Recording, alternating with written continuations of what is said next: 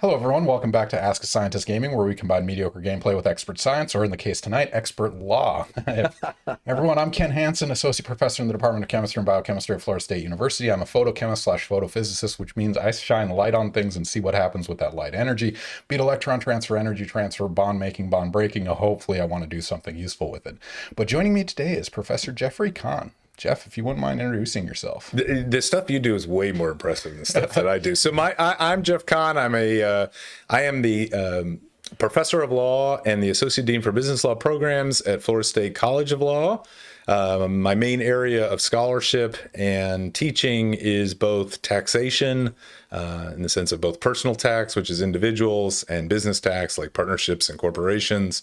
But I also teach in the first year curriculum torts, which is sort of the law of injury and accidents, and contracts. And you've written several books, textbooks and whatnot. Yes. So I've written books. Yes. And I'm going through the list. So I've written on both personal again and corporate, and then a nutshell, which is sort of a shorter book on S corps, which are a special type of corporation. And we will learn more about all that, but equally important, what game are we starting with? So we're starting with Dave the Diver, somewhat unexpectedly. All right, it's all yours. Yeah, okay. So, I've never played this before, but my son did, and so he told me it's good. But we'll see if I have any ability whatsoever to do this. Mediocre gameplay is more. It's going to be the goal today, rather than the sale. So anyone that saw the advertisement on Twitter, or X as it were now, we originally were going to play Baldur's Gate 3, but unfortunately we couldn't hook up Jeff's Steam Deck to the HDMI out.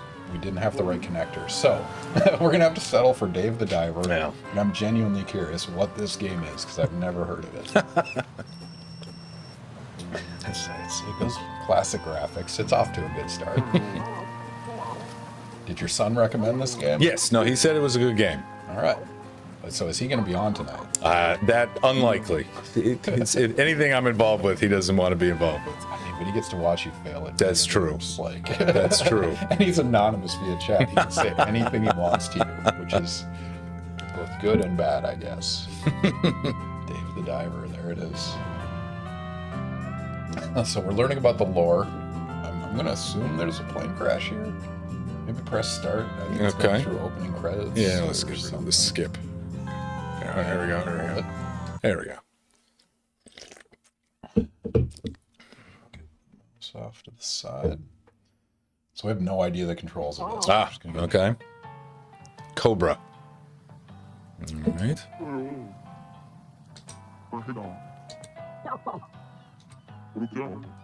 If you guys can't understand those words, it's because they're not saying words. They're just mumbling. Who needs voice actors when you can pay for just random noises? So apparently the prologue. I'm going in. Sushi bar by the blue hole. Try moving the arrow with. All right, that's fairly. So WSAD classic. Yeah. So what system did you start gaming on? So I'm old enough for the Atari 2600. Nice. So I played a lot of that. We had an Intellivision, we had a ColecoVision. That's a rarity. That was pretty neat. We were pretty popular on the street because of that. And then I had we had an old Commodore. So I played, a lot of those, some of them, the old Zorks, text games, and then also, again, the sort of Sierra, right? I used to love Gabriel Knight and those kind of adventure games, I guess. Depending on how you feel, we might be able to bust out a couple of those. Oh, I have the Atari joystick right nice. now.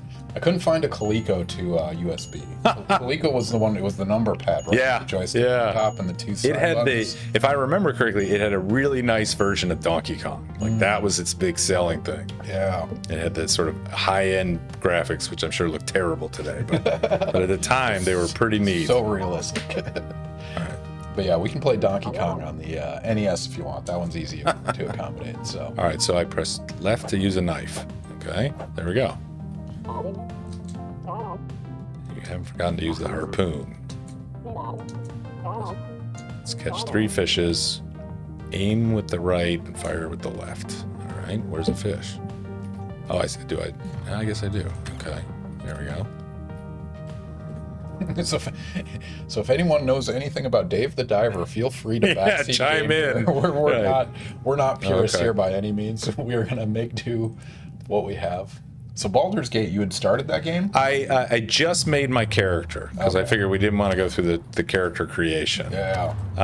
And it actually, look at that. I did something. I caught something. Goldie. It has a.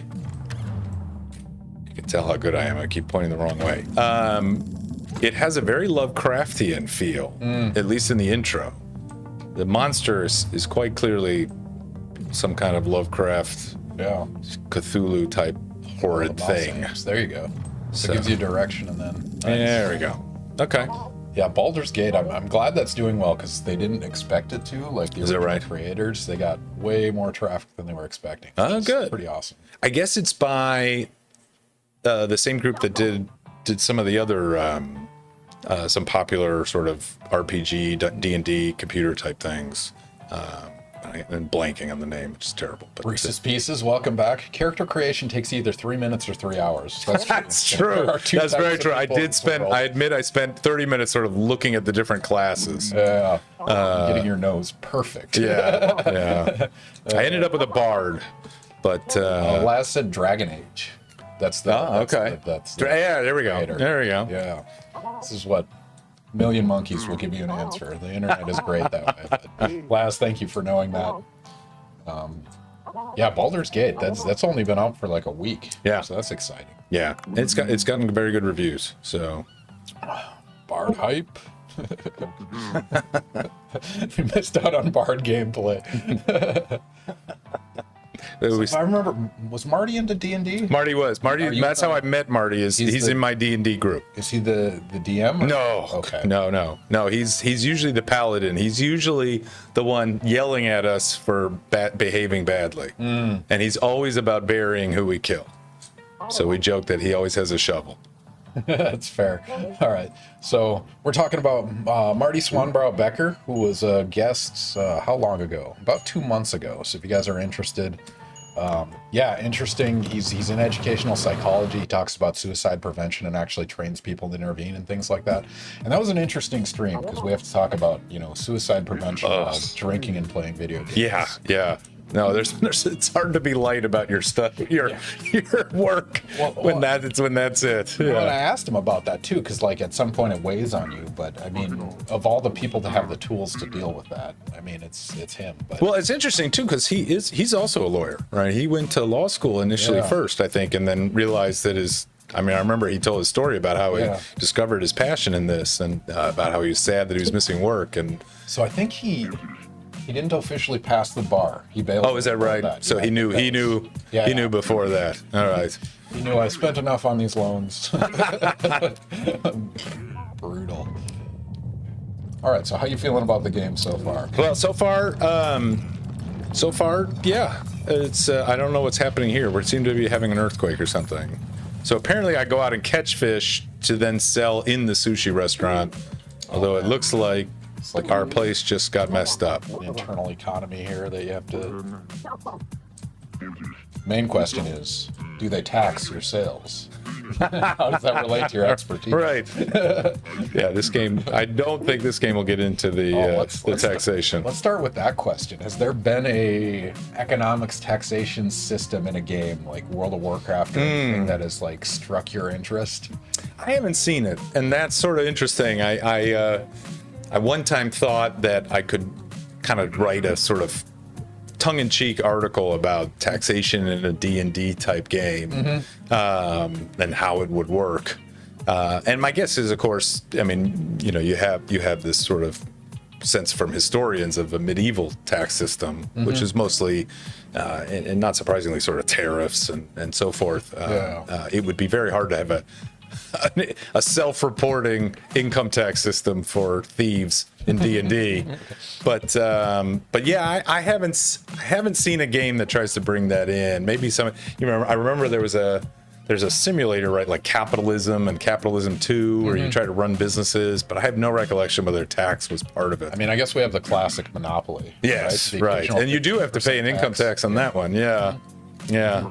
Yeah, that's a good point. I thought about that. I mean, but the thing about D&D is because of the flexibility, you could create the tax creature and you could enforce that rule in the world, right? Right. Like the all-seeing, all-knowing. Well, you could certainly have like a, you know, the sort of further you go, right? You could have a lord that you go out and work for who could also say, well, I'll take my 15%. But I haven't seen it, and I'm trying not to give my DM any ideas. So, Well, Laszlo sounds like they might be a D&D related yes, person. I know who that Do is. you remember IRS Hero? I think the controller was an adding machine. I don't remember that. Oh, man. It's just numbers flying on the screen.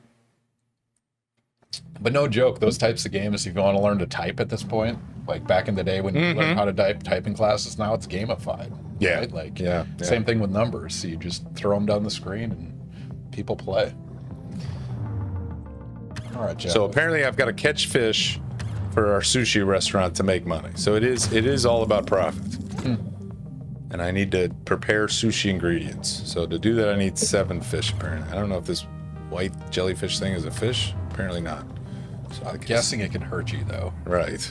Oh, that one, for some reason, didn't grab him. I kind of want to see what happens when you, oh, it's just nothing. Do you have a health I am getting hit. Yeah, I can't tell if... You have an O2 level in the bottom left corner. Ah, okay. Sorry, you guys yeah. can't see that, but... Oh, apparently I can knife things, too. Okay, no? Yeah, I got a fish. I'll move you up a little bit. There we go. You are now a floating head.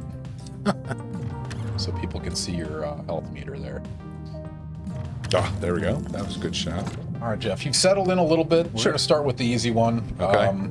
I can't imagine 6-year-old Jeff was like, I'm going to be playing video games, talking about tax law on Twitch.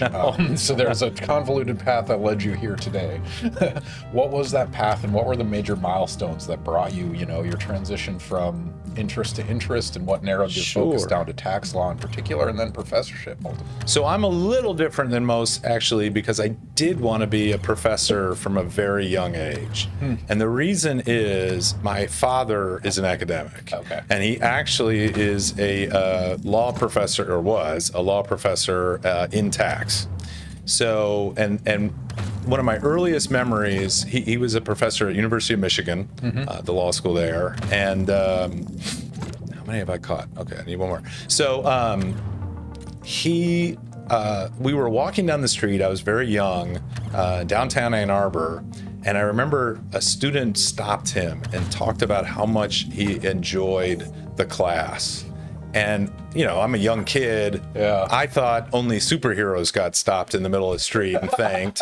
So I just assumed there at that point, being a professor was like being a superhero. So I decided that was my sort of earliest memory of wanting to do what my dad did. That rode into your brain. Yes. That's amazing. So I went to mildly related. Last Saturday at the grocery store, somebody's like, "You're the guy from Ask a Scientist Gaming." Aha! Like, well, and was your kid there though? They were. Okay. Well, now it's gonna be in there. Streaming, they have to do it.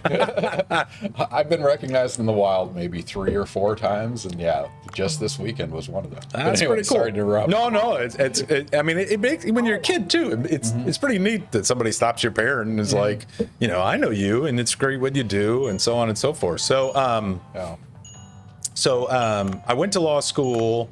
So what was your undergrad? So my undergrad, so I went to Duke University, and I knew again I wanted to go to law school, so I was able to study what I wanted, and then I graduated, went straight to law school, didn't do anything useful, and again I went to law school knowing that I wanted to be a professor someday. So I went into the law schools kind of with an idea that I wanted to go the academic route.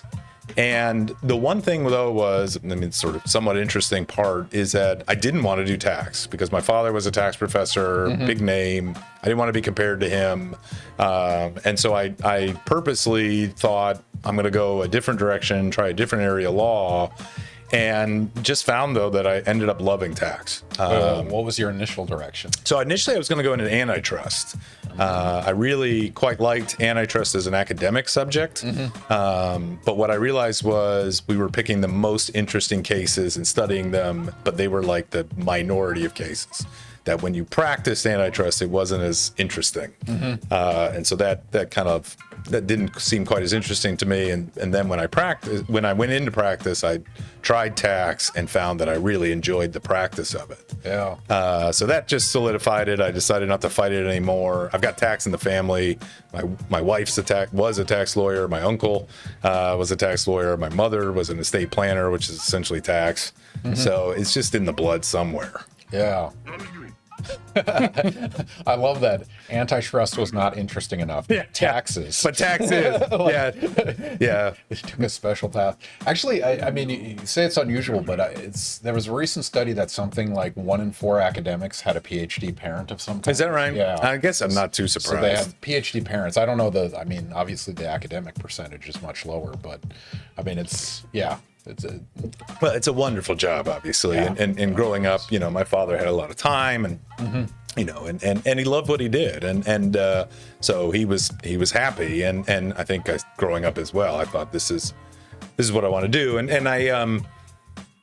when I went to law school, of course, I went back to the University of Michigan. And so, I went back home essentially. And my high school there was a small private school. And I actually taught a course 2 years on legal sort of process for seniors at the high school. And I did that partly again to see if I liked teaching, because I thought I wanted to be a professor, but I figured I'd check it. And again, just fell in love with it. I mean, that is admittedly my favorite part of the job is the teaching aspect.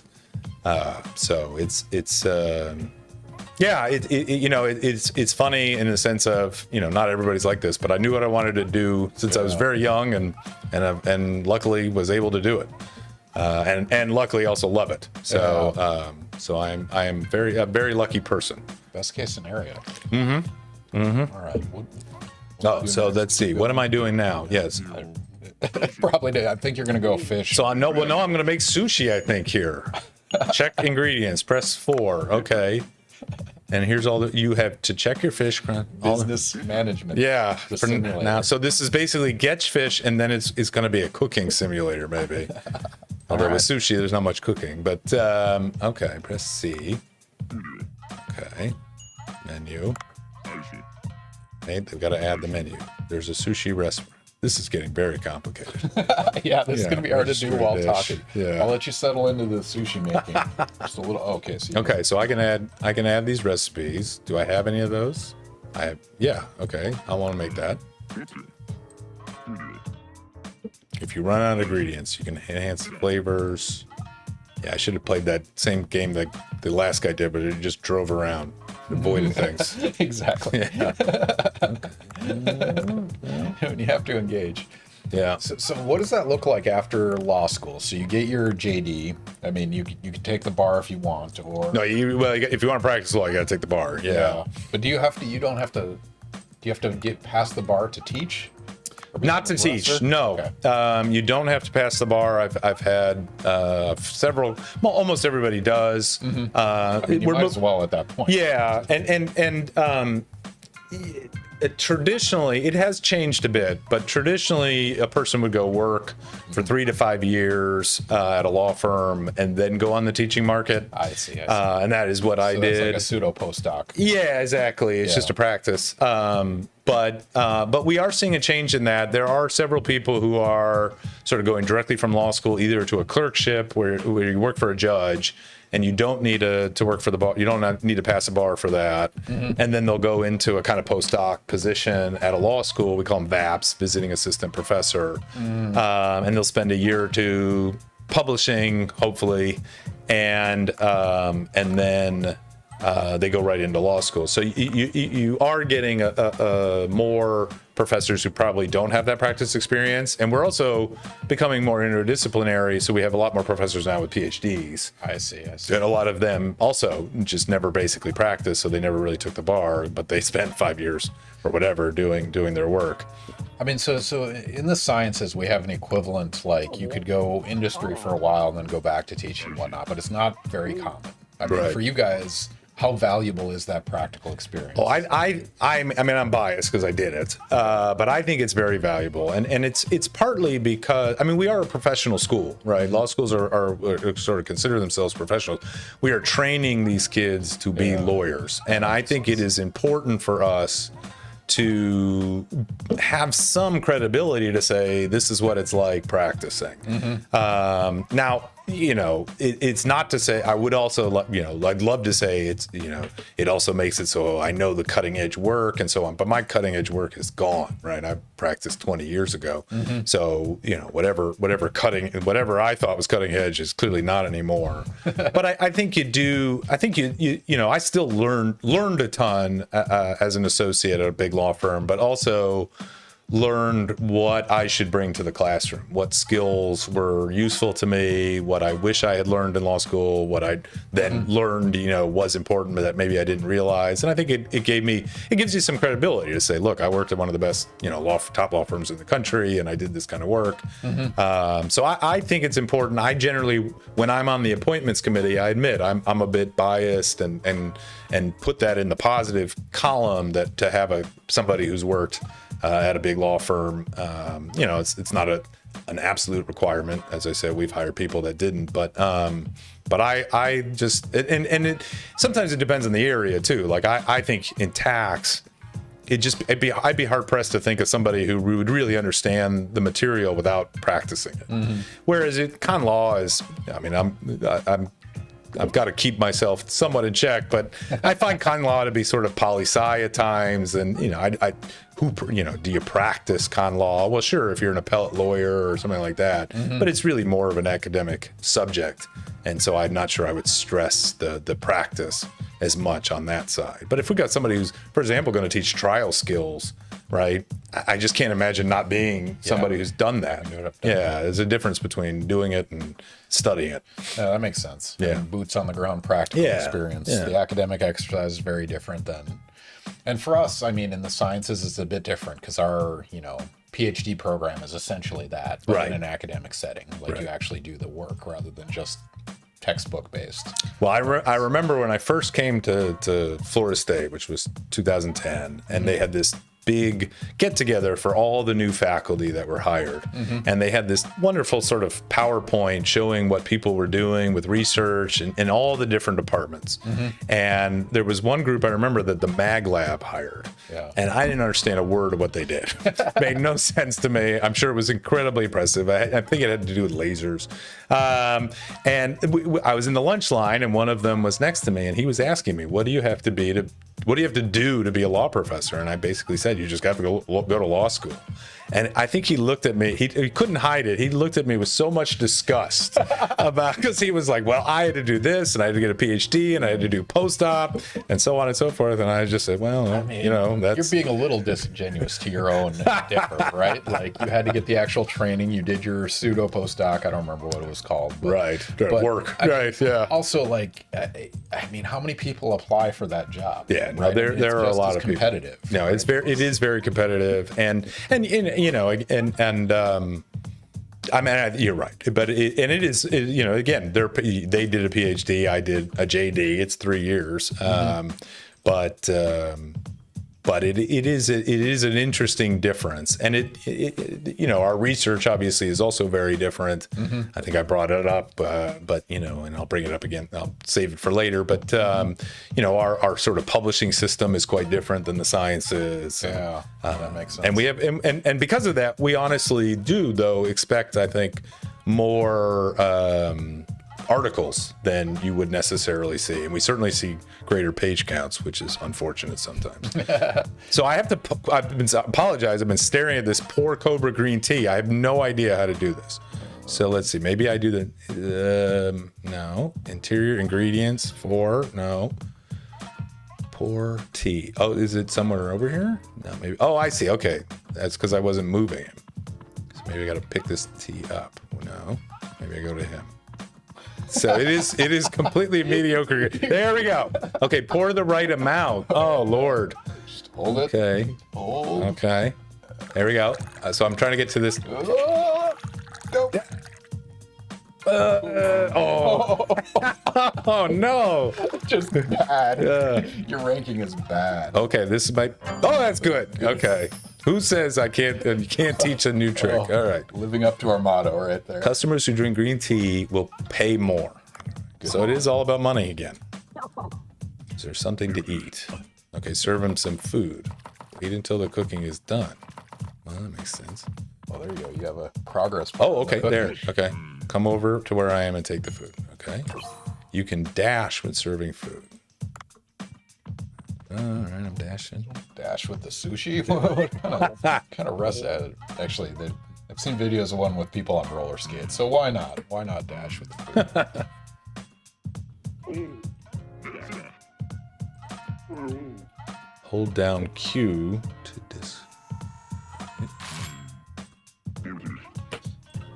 All right, so you gave me a lot of predictions. We should do a prediction. Okay. Which one do you want to?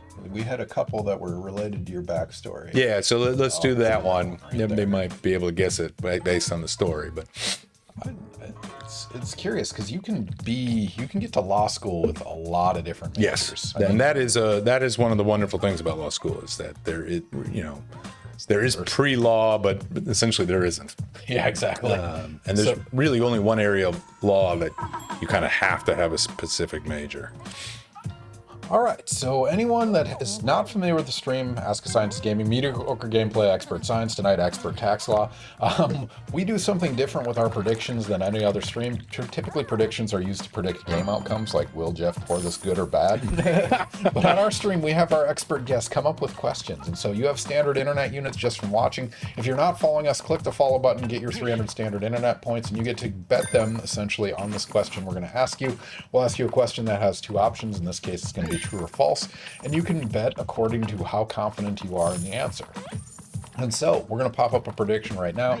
At the top of your chat, you see a predict button. Click that button, and then you can bet as many internet units as you want on this. The question is, Jeff was an accounting major in college. Is that true or false? Like we just said, you can be a lot of different things and still become a lawyer. The question is, what was Jeff? And so you're on Ask a Scientist Gaming Honor Code. I don't know how easy this would be to find on Google, but don't do it. Just answer accordingly. Was Jeff an accounting major in college? Note now he is a tax law expert. So it tells you something about him, but it doesn't necessarily tell you the answer. So bet however you may feel. Was Jeff an accounting major in college? True or false? If your kid is on, they probably know the answer. I would think they would know. I would hope they would know. Yeah, you guys have about 1 minute, depending on your degree of confidence. Bet accordingly. Somebody should do the dark horse bet. Looking at you, Reese's Pieces. Oh, no, you voted one. Well, okay. No, we don't have a dark horse bet. But 30 seconds left. Bet depending on how confident you guys are. Oh, you did it. So it apparently is also a cooking simulator. So I had to pick up sushi and take it to tables. Your day of I did have to do some more tea, which apparently I did okay with. All right. So we made some money, and I don't see tax as one of the expenses. Tips, though. Oh, I did. Yes. Oh, I did. Yeah. Look at that. Nice. All right. You got 5 stars. Yeah. That's not bad. All right, last seconds to put your prediction in now. Jeff was an accounting major in college, true or false? Before he went to law school, before he became a well-known professor of tax law at Florida State University, he was a lowly undergrad what major? Accounting or otherwise? We should talk about the drink tonight. But we'll wait till the prediction's done.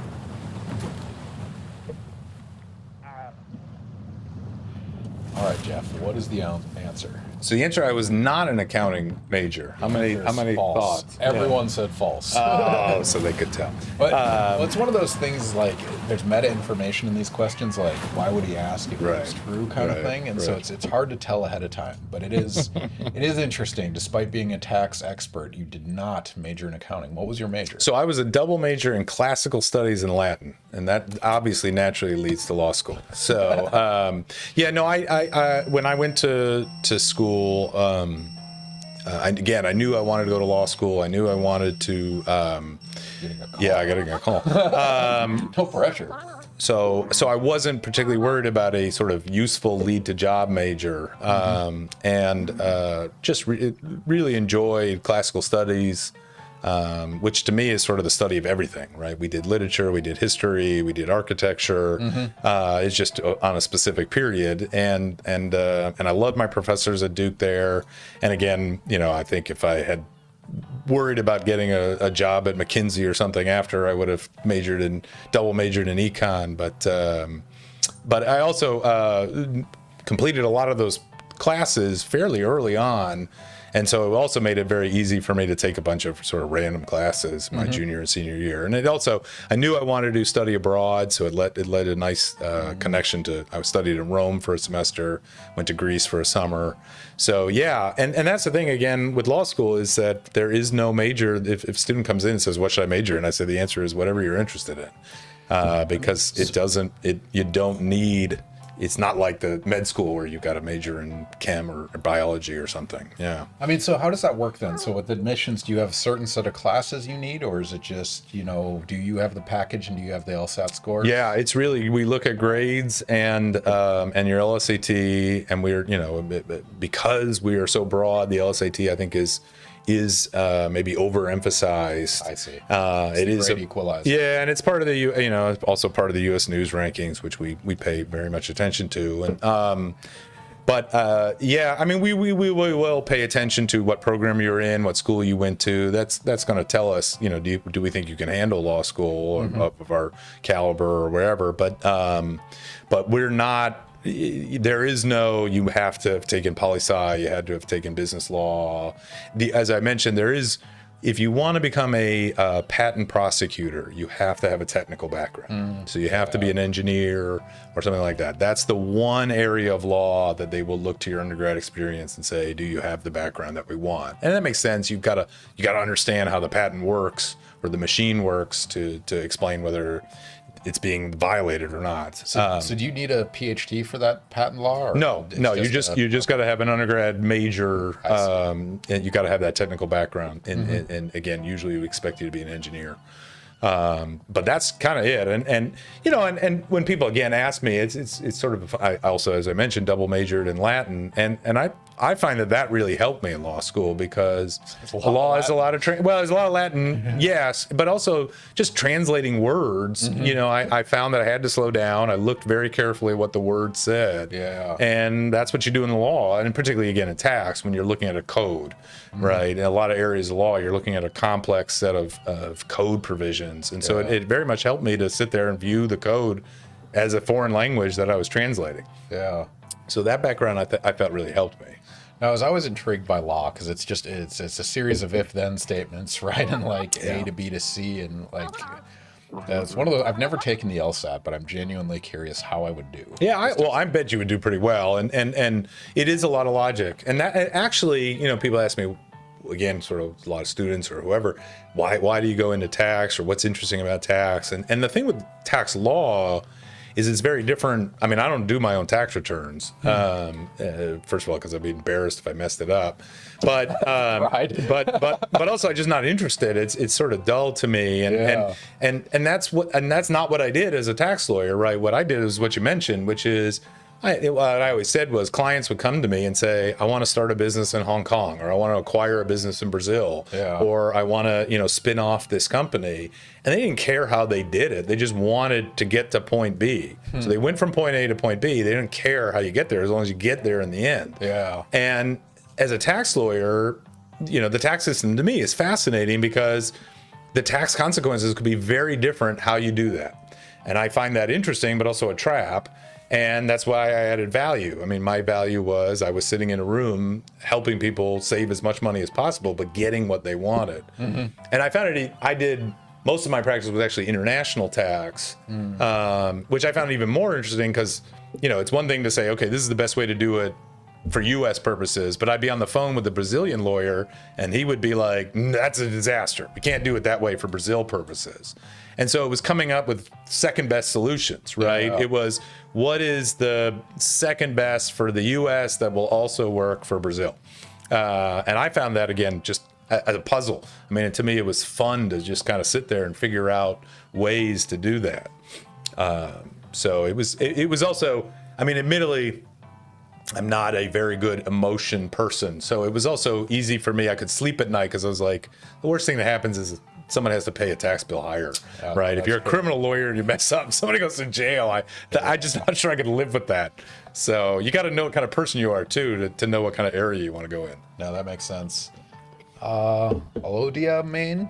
I know a few biology undergrads that went to law school after graduation were able to get into patent law. From what I've heard, they mainly work on home writing super long patents or super long papers. Yeah, it sounds about right.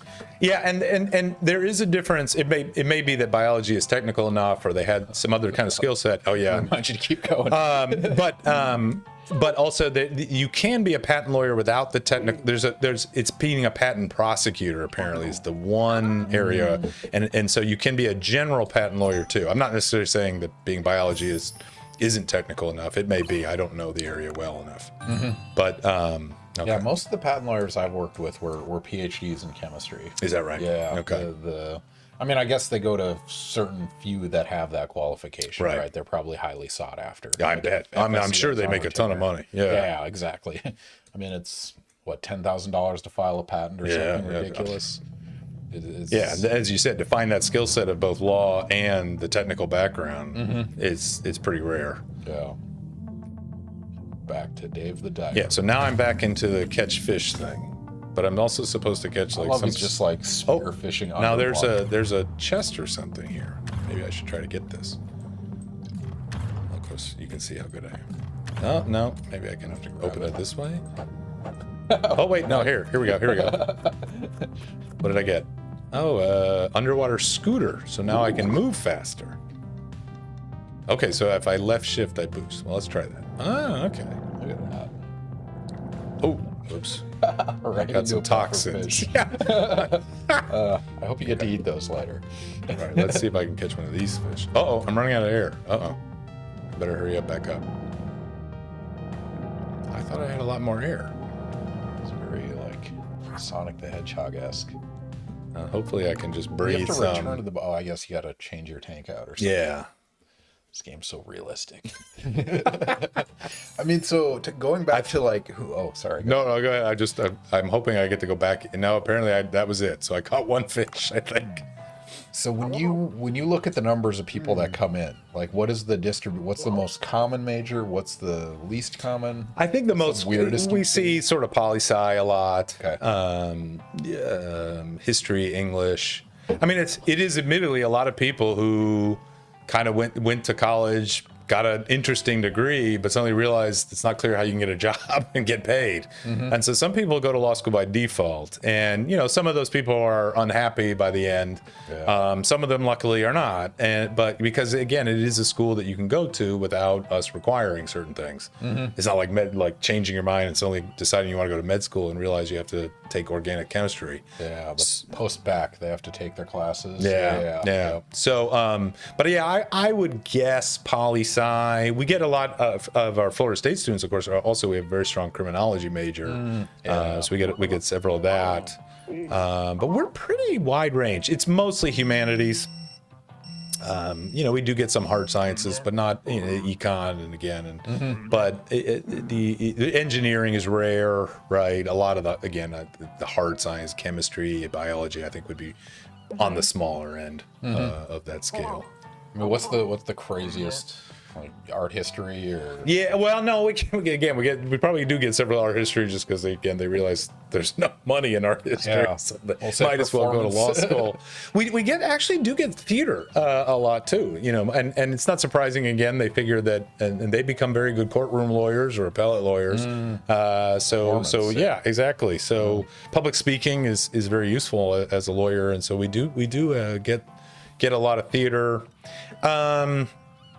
What's the weirdest? Music. I've gotten a few music majors. I find music majors actually to be quite good because I think there's a connection between music and math, so that they seem to have that part of the brain pretty high up.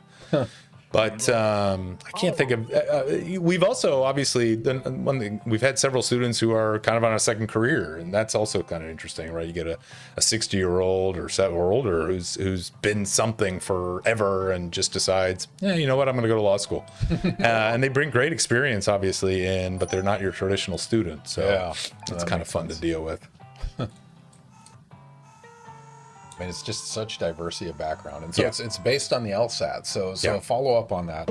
So we recently abandoned the use of GRE for chemistry grad school because it wasn't a good predictor of outcomes it did correlate with like how students would perform in class, but not necessarily research. And so do you guys see a correlation between LSAT and performance? Is it just assumed? I think it's just assumed. Okay. I think we do. Not 100%. Obviously, nothing is. But I think that we have seen an uptick. Our LSAT's sort of median has gone up in the last 10 years. And I think we've seen an increase in performance in the classroom. And it may be, I think, your point is sort of interesting in the sense that I think we've seen an increase in sort of the research sense of our students. We have not seen an increase in bar passage. And that we're trying to figure that out. We had a dip in the last couple of years. We think part of that is obviously COVID. We also worry a little bit that was sort of with the higher LSAT scores, some students don't realize how difficult the bar is. And so, but you know, not that our percentage is bad. It's just you would think again with an uptick, we would have seen a very strong increase. I mean, so have you guys like graph that data, LSAT score versus success on? I'm sure somebody has. Okay. And you know, and every time I mean, every few years we try to sort of do a data dive and see what have we succeeded with. I mean, the unfortunate thing is, again, we are so driven by the U.S. News rankings. Yeah, no, that's true. And there has been some pushback against that recently. Yale and some of the top schools said, we're not giving you any more data. We're not cooperating anymore. They still, you know, U.S. News can get their data because it's public.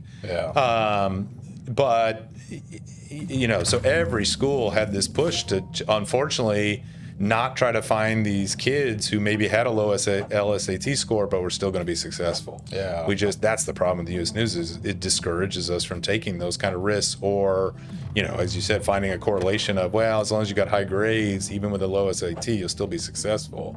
But we're just punished by the scores and we care too much about those. And in the law, U.S. News is it, right? There's no Forbes, there's no Wall Street Journal that you can sort of counter. I guess I still have plenty. That's interesting. Do you guys know the metrics that go into your US News? Yes. They tell us, although they change them, and they did a major change this last year when everybody started complaining. But yes, we know, and again, LSAT is a big driver.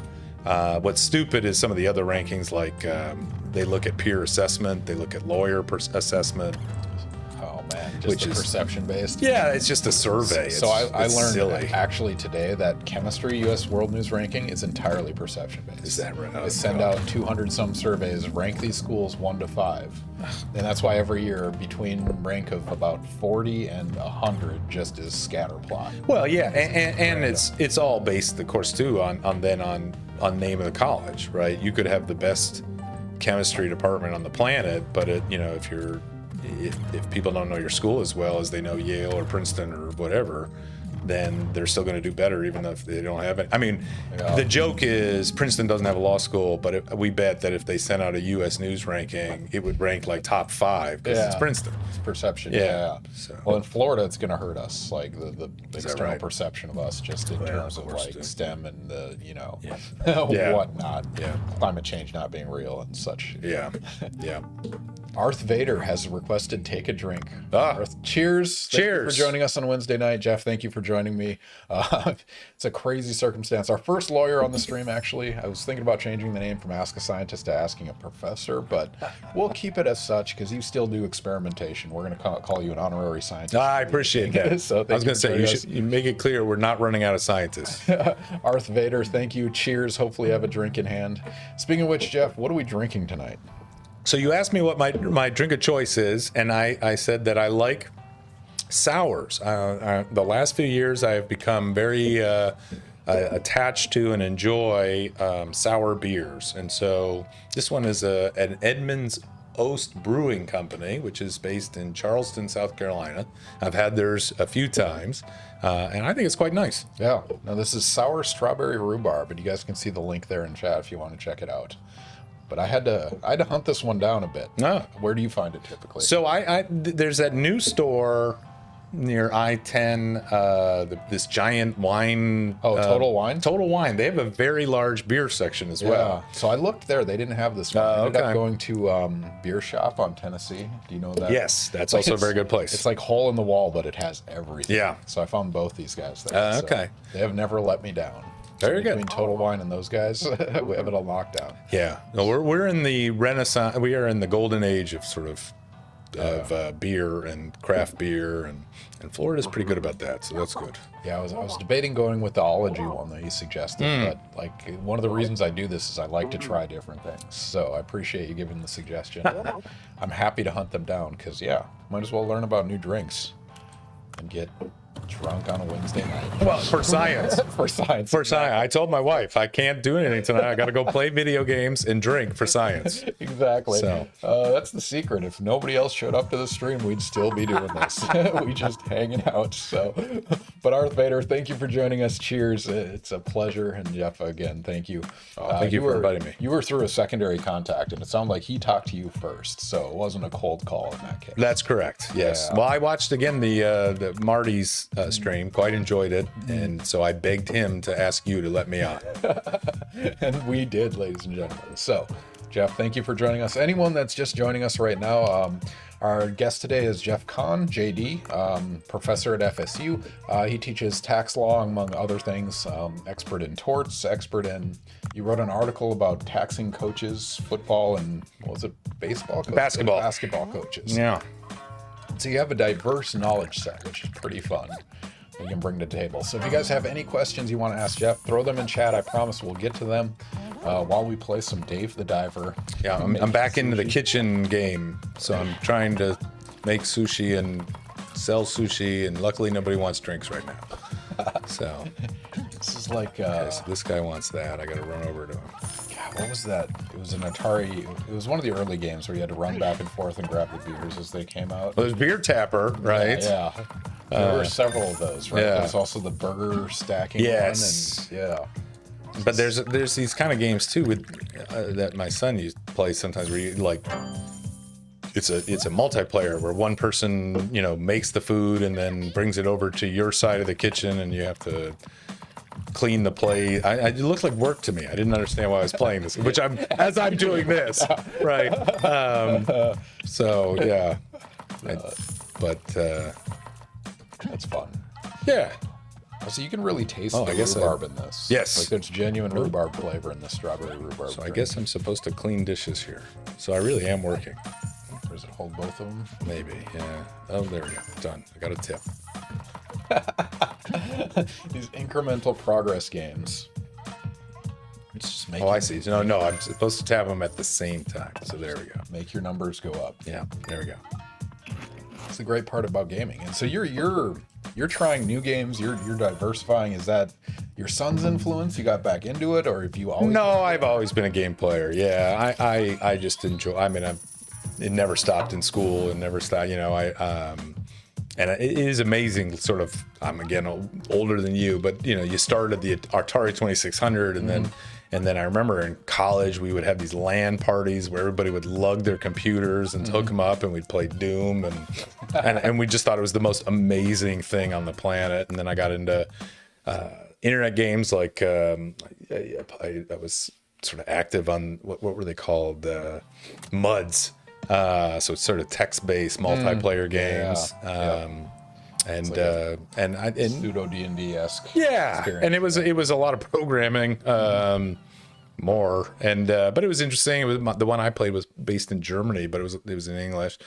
I can't remember the name of it now, but then Nintendo and so on. And my wife enjoys games too, so That's awesome. yeah. But it was pretty neat to have a kid and suddenly have an excuse to buy a whole bunch of games. Exactly. But I remember the moment I used to sort of play and let him win, right? And then I remember the moment when I was playing seriously and he won, and I was like, oh, now we're done. I don't want to play anymore. There's a scene from Family Guy. It's like, oh, when he beat me for the first time, I gave him a victory punch. And then another, and then another, and I kind of blacked out. Child abuse is not funny, but you guys get the idea. I look forward to that time. So I've played like Last Kids on Earth, a zombie video game with my daughter. I mean, she's only 6, but it's still a lot of fun. That's neat. Yeah. I make her play some of the old ones like Sonic and Mario, and know your roots. Yeah.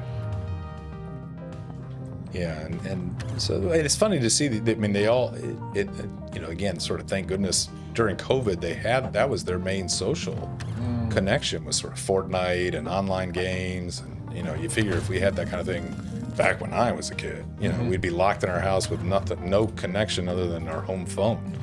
So it was a nice social outlet for them too.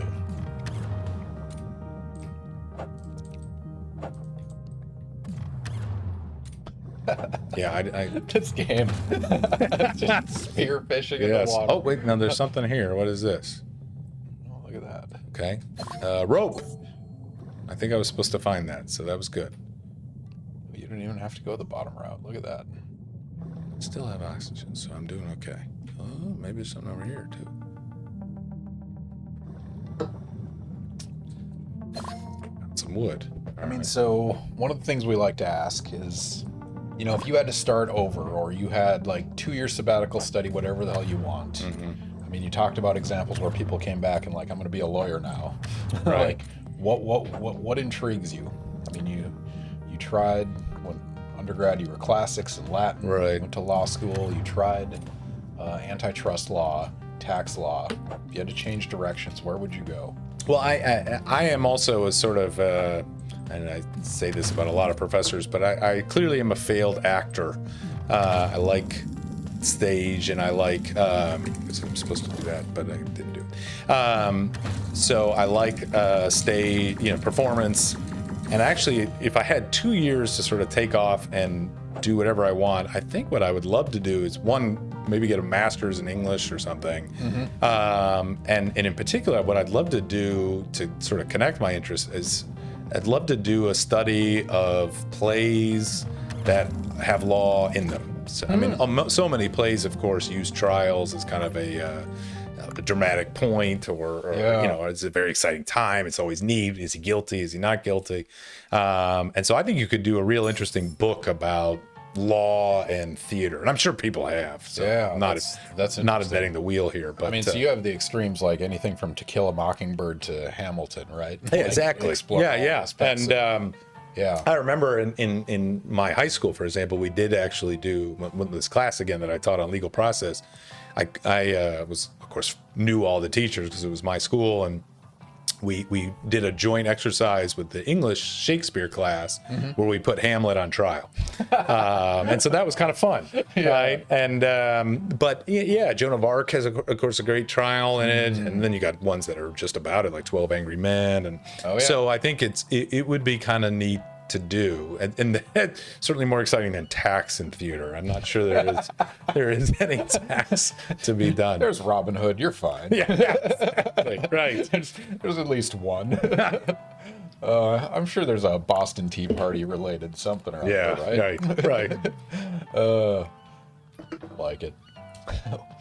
Lazlodoff, that yellowback is a beautiful fish. Yes, it's got that name is terrible though. Tell him that name is terrible. You told him. Yeah. All right. Reese's Pieces. I remember seeing a Reddit post of a dad who made his son play through the history of significant video games. For example, Super Mario before getting to 3D games, before getting to modern games. Yeah, you got to understand where you're coming from. Yeah. Seems like an interesting way to examine the medium for young players interested in understanding default choices like moving across the screen left to right, etc. Now that's true. I mean, you build on complexity. I mean, one of the things I really like about video games is it is scientific method, right? Like it's just trial and error, it's experimentation, it's modeling the world and making decisions accordingly. And research has shown this over and over again. Sorry to go on a diatribe, but like World Health Organization is like all screen time is bad, but not all screen time is equal. Like TV is different than video games, is different than, watching sports. These are not the same thing. And it turns out video games is actually pretty good for you, at least in terms of learning, troubleshooting and things like that. Well, and again, these sort of multiplayer games, you're learning social skills, how to work together, how to plan. So yeah, I'm not surprised at all to hear that. I mean, I'm also pleased to hear that. And but I remember there was an old classic Far Side where the two parents are looking at the kid playing Super Mario. You remember they had this vision of, help wanted, you must have killed 1 million Goombas or something like that. Oh, man. Yeah, it was an old one. Oh, man, I'm going to find it. That is a spectacular comment. Oh, there we go. Also a Reddit post, ladies and gentlemen. It's interesting that retro games are so popular. Some cases you end up where you started. Yeah, some of the most popular ones are these, 2D side-scroller pixelated things like Celeste and stuff like that. Just really simple. But yeah, help wanted, Nintendo expert needed, 50,000 salary plus bonus, equal opportunity employer. And it turns out now you can make money playing video games. Yes. As long as you stream on Twitch or whatever you're streaming. Well, and some colleges have esports teams, right? Our college has an esports team, actually. Yeah. No, back there, I have a esports jersey with Ask the Scientist on the back. They were kind enough to make us honorary video gamers despite our mediocre gameplay. So I like it. Well, that's a lot of fun, though. I mean, it's, like when your kids are out of the house, you have time to go for an English major, right? Like night classes. And, I mean, that's not off the wall. No, I don't think it is. Yeah, and I've thought. I mean, the Florida State has this wonderful sort of programs to allow you to do that, and so I've thought about it. Yeah. But it's kind of fun. And I am getting to that empty house stage. My son is a rising senior in high school. Wow. So it starts like tomorrow. Yes, that's correct. Yeah, it starts tomorrow. Wow. Yeah. How are you feeling about this? It'll be interesting. I'm very upset, and I will not be happy when he leaves. I just love my time with him, and I've tried to make this year. I've made sure that I've sort of got my ducks in a row to spend as much time with him as probably to his dismay, but the house will be much quieter. I will be probably eating a lot healthier because he's a very picky eater, and I generally eat what he eats. I've said this to a few people actually. You have this sort of vision when you're young of sort of your life, right? And you're like, okay, I'm going to work, I'm going to have a kid, and then I'm going to retire, and that's the way I sort of see these events. Yeah. And you don't really think about this sort of empty nest period where you're going to have this very long period, I hope, between him leaving and me retiring. Mm-hmm. And when he's an only child, we only have one, and so when he leaves, my wife and I sort of look at each other. We sort of say, what do we do, right? Because so much of our life he's also a theater kid, and so we've spent a lot of our time doing his performance stuff, and all that's out the window, and so we'll have a lot more time. It'll be interesting. Well, it's interesting. So I've heard an analogy to someone dying, actually. And it's not because they're like dead to you, but it's because there's so much routine built into your life that just disappears. Yeah, You feel that gape in your routine, and it's like they're not there in the morning. Yeah, not exactly. There at night. Yeah. That's going to be a hell of an experience. It will be. I mean, I think again, there's positive and negatives, but I am admittedly not looking forward to that. Pack up the car and drop him off at whatever dorm he's going to. That's intense. And I've got a lot of college friends that are doing that, and they just, they've told me be ready. So. Well, the other milestone I've heard people be upset about. So I only have my kid starts first grade tomorrow, so I haven't it's gone a little through different, yeah. This, But the other milestone is when they get their driver's license. Yes. So you're no longer the source of the ride. Yeah. So you don't have that fixed conversation interval where you're trapped in a car together. Yeah. And so you feel these landmark events. Yeah.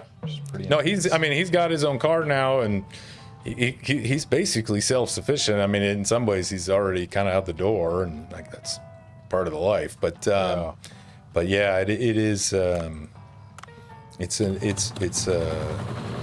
It's both wonderful and nerve-wracking and scary and so on. Bittersweet. Yes. Sorry to go down that exactly. rabbit hole, but Yeah. it's life as we deal with Yeah, it. yeah. We are not just professors. We have personal lives that affect us. All right, we should do another prediction. Okay. Which one do you want to go with? Anything you're excited about? Let's see. Let's do. Florida. Yeah, let's do that one. Let's stay technical at least early. see if any of your students are on. Yeah. Potential future students. All right, anyone not following, click the follow button. We're going to spend some standard internet units. We're going to gamble on a question, and I'm going to post that question. You guys are going to have 2 minutes to answer this question on Ask a Scientist Gaming. We don't do video game related questions, at least not typically. Instead, we do questions related to the expertise of our guest. And so, the question here is, partnerships do not pay federal income tax. Do you want to give a quick definition of partnerships? So in this context? so the tax law makes a big distinction between two types of business entities.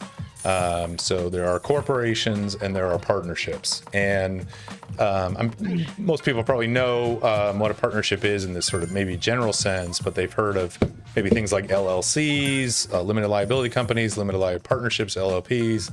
And for tax purposes, those are also partnerships. So an LLC, for example, unless it elects otherwise, which is pretty unlikely, is a partnership. And so the question is, do partnership? How do we partnerships do not pay Yeah, so federal true, income false, do tax, partnerships true or false? not pay? Do that. I guess I could have worded that better. No, it's Do they or perfect. Don't they? Yeah. And this is just the business entity aspect of things. I Yeah, guess. so this is part of my course on we call it business entity taxation, which covers both corporations and partnerships.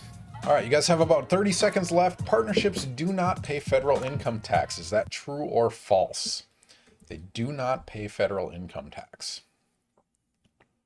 So this is, you cover this in class. So what are your test questions? I guess we can get to that after this. But. So usually my questions are, a sort of a technical kind of partnership. Here's the way the partnership's set up. Here's the two partners. Here's what happens. Here's the transaction that they do. Mm-hmm. Tell me how much income does the partner have? How much income does the partnership have? I see. What's their basis? So it's a lot of case study based then? I think so. Yeah. Okay. It's much less in tax. I mean, in torts and contracts, what I'll do is give a sort of big fact pattern. And I'll say, here's torts, for example, here's everything that went wrong.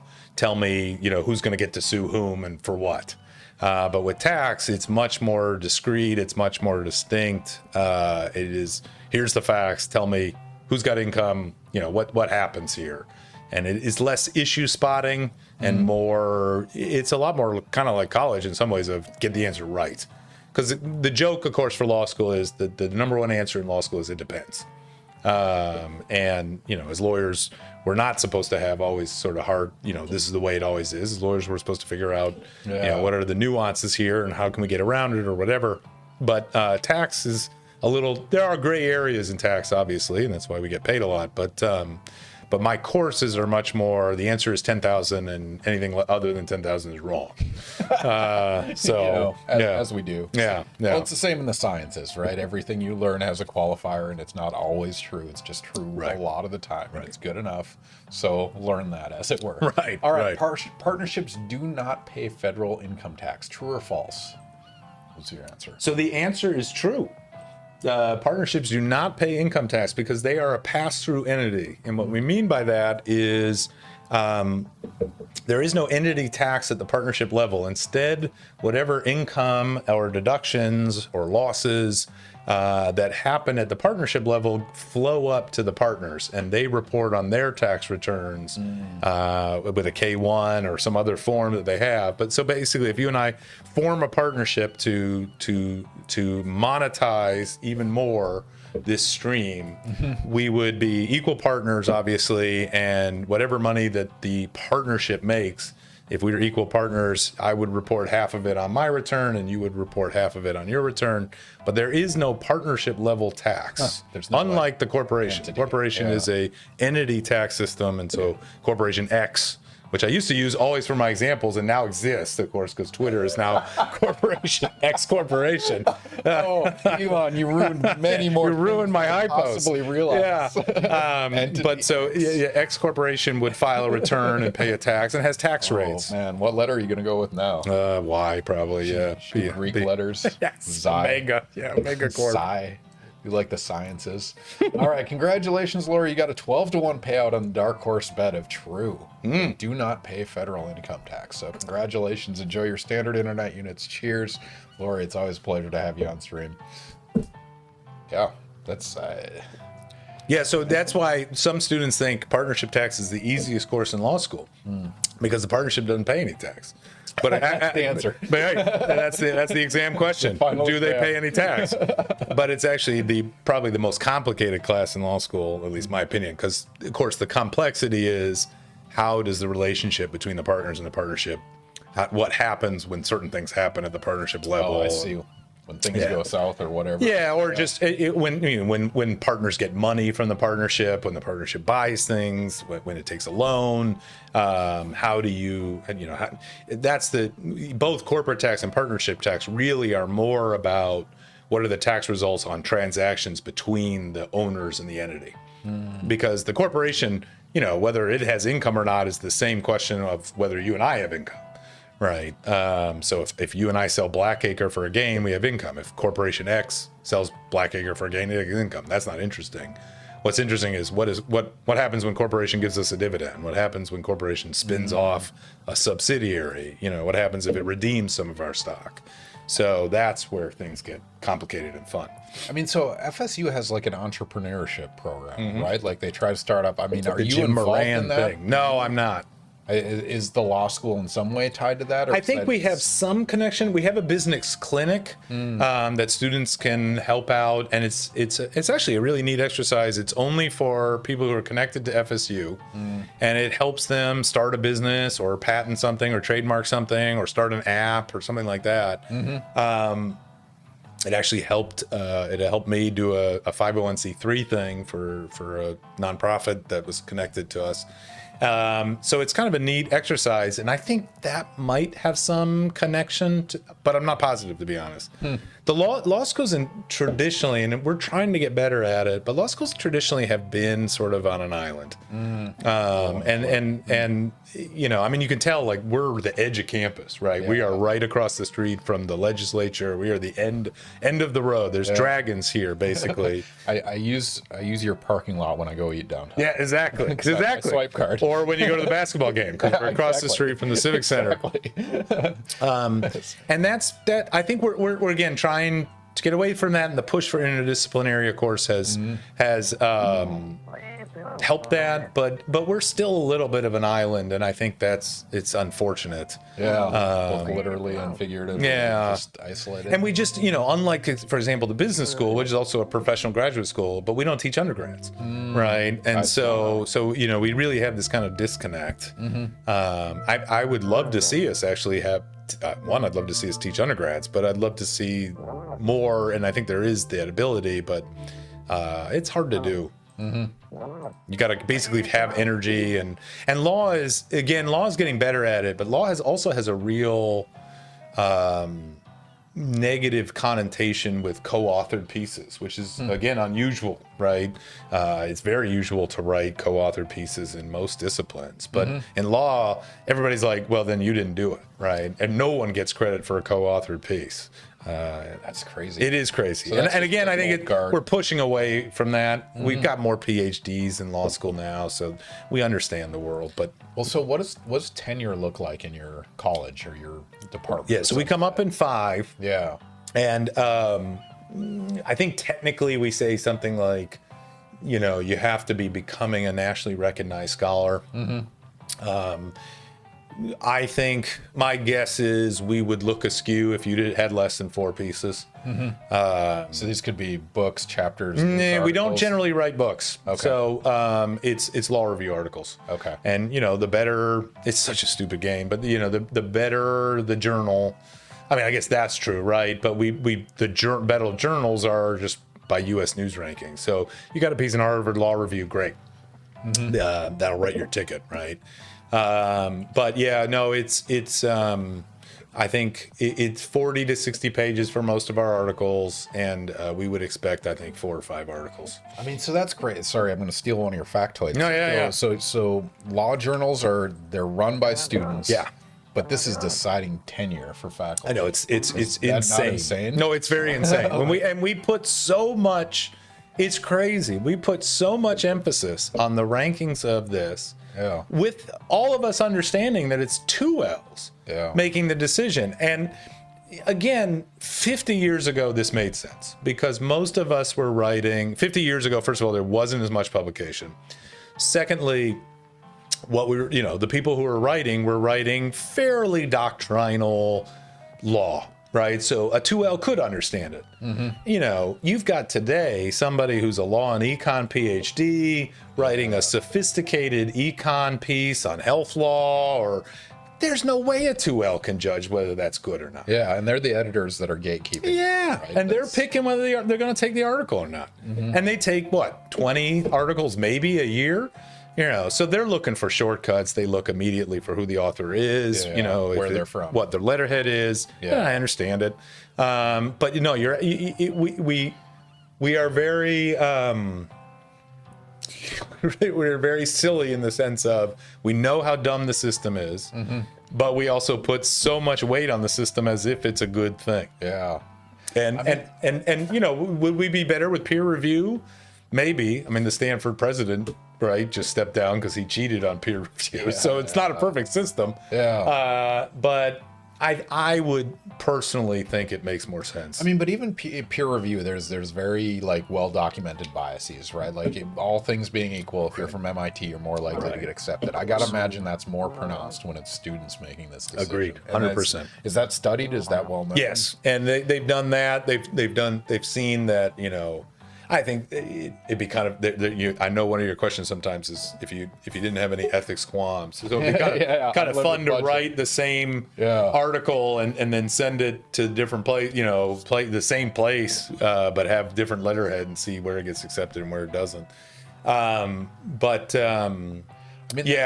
sure they have. And again, I'm not sure I necessarily blame them because we're expected to publish at least one a year. Yeah. Some people do more, and so they're getting so many submissions. Yeah. They can't possibly read them. I mean, and it's not the individual's fault; it's the system's fault, right? It's a broken. Yeah. I mean, but this leads to an inherent incest in academia, right? What percentage of Supreme Court justices are from Yale? It's 60% or something, and the Ivies are even more. And it self-propagates, and it's.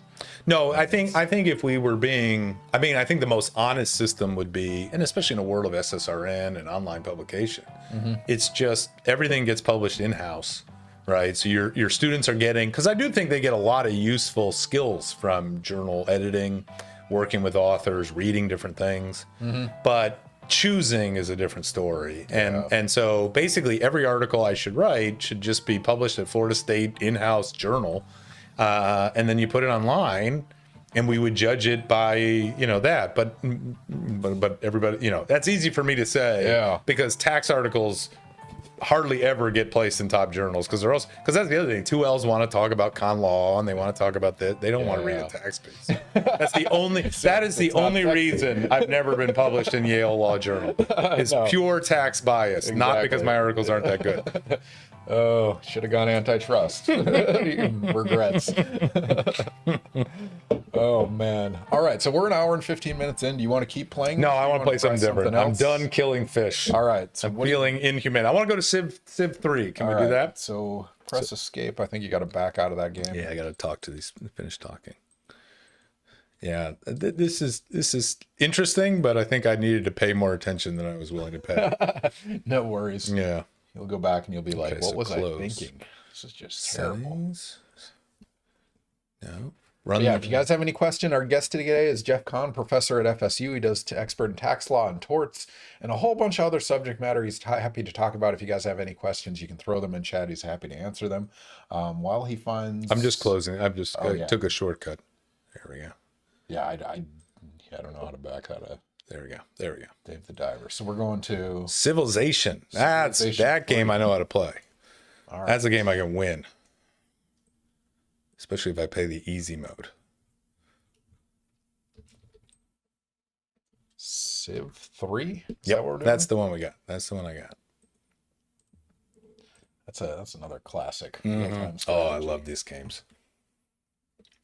I'm countless hours up late playing. I have these another one if you want it. Oh, yeah. These are like 8% alcohol. What are these guys? Oh my gosh. Yeah, they are. Okay. So heads up on that. I told my friends, if I start talking disparagingly about my colleagues, that you need to cut me off. And I don't mean cut me off from drinks, just cut off the feed. Yeah. I will do my best to make sure. I would never disparage my colleagues. I love my colleagues. So my favorite part is that there's enough footage of me online now at this point that someone could, deep fake me into saying whatever I want. So, Lord. it's a fake. It's fine. Yeah, It's not exactly. real. I didn't say that. Oh, who are you picking? Oh, I'm gonna be. Oh, well, that's a good question. I'll stick with my classical roots and play as the. Well, no. Yeah, I'll stay the. Well, or either that. Yeah, I'll be American. Why not? Let's make it home. I'm gonna make them less. I'm gonna play dad mode and just be less aggressive. No worries. Yeah, I'll go Video war game mode. purists, divert your eyes. Yeah. We're making this easy mode. We got to talk while playing video games at the same Exactly. time. Yeah. So no, there's we're very lenient on this stream. But yeah, if you guys have any questions for Jeff, feel free to ask them. Angularis, thank you for the first time chat with a Pikachu. Welcome to the stream. If you're not following, click follow. We'll give you notifications every 2 weeks when we have a new guest on. But yeah, our guest today, Jeff Kahn, expert in tax law and torts. Let's go with that. Torts. What's a tort? I'm familiar with this terminology, but not the implications. Well, I have another. I have a tort one, and then that could lead it. Let's see. Maybe it's a factoid. Yeah, maybe a. Yes, that's it. So I can give that one away. Yeah. All right. So tort law. What most people know of as tort law is sort of the law of accidents. And it is a traditional first-year course. It's one of the courses. It's generally also taught in the first semester. So it's one of the first courses that law students get. And it most of it is studying what we call the law of negligence, which is the law of accidents where you are just careless. And so, if you see billboards on Capitol Circle saying, we'll fight for you, that's generally the law of torts, that they are suing for slip and fall or car accidents or a product malfunction as part of tort law. But one of my factoids was the tort law doesn't just cover accidental injuries. It's mainly what people think of. And again, it's probably about 70% of the course when I teach it. But tort law also covers intentional torts. And so that's things like battery, which is just hitting somebody, punching someone intentionally, assault, which is sort of making them think you're going to punch them, but not doing it. So the apprehension of a battery. It may be intentional infliction of emotional distress. So it may just be being an awful person and causing you emotional harm. There's defamation, interference with business relationships. There's also the hard torts, which have kind of gone out of style, luckily. But yeah, it's broadly just sort of the rights and responsibilities of when can I sue someone for causing me injury? Yeah. I've forgotten, how do I move? That would be useful to do. Oh, maybe it's these. There we go. I've moved. So I just stumbled upon this image. How do you feel about this in terms of breaking down? Yeah, it's common law. Yeah, that's pretty good, right? Now there's tort is not a criminal thing. That's right. So you're not going to go to jail. The question is, when are you going to pay? Mm-hmm. Right. So it is, and obviously, you take O.J. Simpson for example, right? He was tried criminally for the murder of was it what was her name now? God, it's terrible. It's so long ago. Nicole, man. right? Yeah. And he, and they have a higher burden to prove. You got to prove beyond a reasonable doubt. And so he was found not guilty, but then they sued him civilly, and he was found liable. So for more likely than not is the standard for civil rather than beyond a reasonable doubt. And they thought more likely than not he had killed her. So yeah, it's a civil thing. Tort law is mostly a common law. There are statutes that can change tort law. And statutes always sort of win. So the legislature can, if the court says, we're going to do this, the legislature can step in and say, no, we don't want to do that. So scientist example, for example, probably a case that a lot of psychiatrists know is there's a case called Tarasov, very sad case, but basically this guy goes to his therapist and he says, I'm going to kill Tarasov. Therapist tries to sort of lock him up, but isn't successful, and the guy ends up killing her. And so the family sues the therapist and says, you should have done more. You should have told her that he said this. And at the time, that was sort of a big deal in the sense of, does a therapist owe a duty to a non-client to go talk to this person? And the court said yes. Oh, wow. And the therapist went insane, right? They said, this is crazy. We can't predict these things. You're putting a burden on us that we can't possibly meet. And a lot of the legislature stepped in and said, no, we're not, we're saying the therapists don't have this duty. We're going to give them protection. So there is a statutory law element to tort that you got to be aware of in whatever state you're in. But yeah, tort is that chart is pretty good. Yeah. No, I'd never seen it broken down like that. Yeah. And criminal versus civil, I knew those two subcategories, but underneath that. Yeah. And I'm sure under criminal, there's probably more partitioning depending on how you want to draw Sure. lines. But Angel says, one of the most famous tort cases was the one with the lady that got coffee that was far too hot at McDonald's and accidentally spilled it on her lap. Yep. Which she took a lot of shit, but it was hot. No, really hot. It's not. That case is actually more reasonable than it sounds, because apparently McDonald's, they were doing it significantly hot. It was like molten lava. Yeah. And they were aware, right? This wasn't a one time. It's not coffee's hot. Whoops, you spilled it. It was insane. Yeah. So that, we love to talk about that, and trust me, there are a lot of stupid tort cases. But that one's actually fairly reasonable. Yeah. Yeah. And for those of you not familiar, there's a pressure-temperature relationship on how hot a solution can get. And essentially, you can boil water and it'll reach 100 degrees of atmospheric temperature, but they were atmospheric pressure, but they were like pressure heating it. Yeah. Like it was a closed chamber and it was way too hot. It Yeah. was like super heated. Yeah. Like super dangerous. Yeah, it's not the typical, how can you not know that coffee's hot? It was unreasonably hot. And that's what you got to prove, right? Yeah. With tort law, it's not enough. What I have, a lot of students think that, if you cause an accident, you cause an injury, then you're responsible. And tort law doesn't, you've got essentially 4 elements, and one of them is you have to be unreasonable. And what the court found was the temperature was way too high and it was unreasonable. If you spill regular hot coffee on yourself, no court is going to say that that's unreasonable. But of course, lawyers are wonderful right now. Every coffee cup says caution, contents are hot. Exactly. Because of us. Right. But she took so much shit for that, or at least I know. became a running joke, but it was legit in retrospect. Agreed. But the ambiguity's behind that reasonable, right? Because even the Rodney King beating is like, what's a reasonable number of hits? Yeah, And if you can't draw a line, there's no line. How do you teach that in law school? Well, is and it discomfort blurry area? That one's obviously very factual based, right? Yeah. So it depends is our number one answer, and you this is where a good lawyer can come in and sort of take any situation and explain how it's either reasonable or unreasonable, and what may look at first blush as a reasonable behavior, when you start looking at precedent or start explaining it in different circumstances. And what we also talk about is, in this world, life is a little different, right? We have cameras everywhere to some degree, but we're also obviously doing a lot with this unreasonable with sort of implied actions, right? How long was the food on the floor before somebody slipped and fell on it? Because we don't expect Publix to clean it up right when it hits the floor, but we also expect them to clean it up after 45 minutes.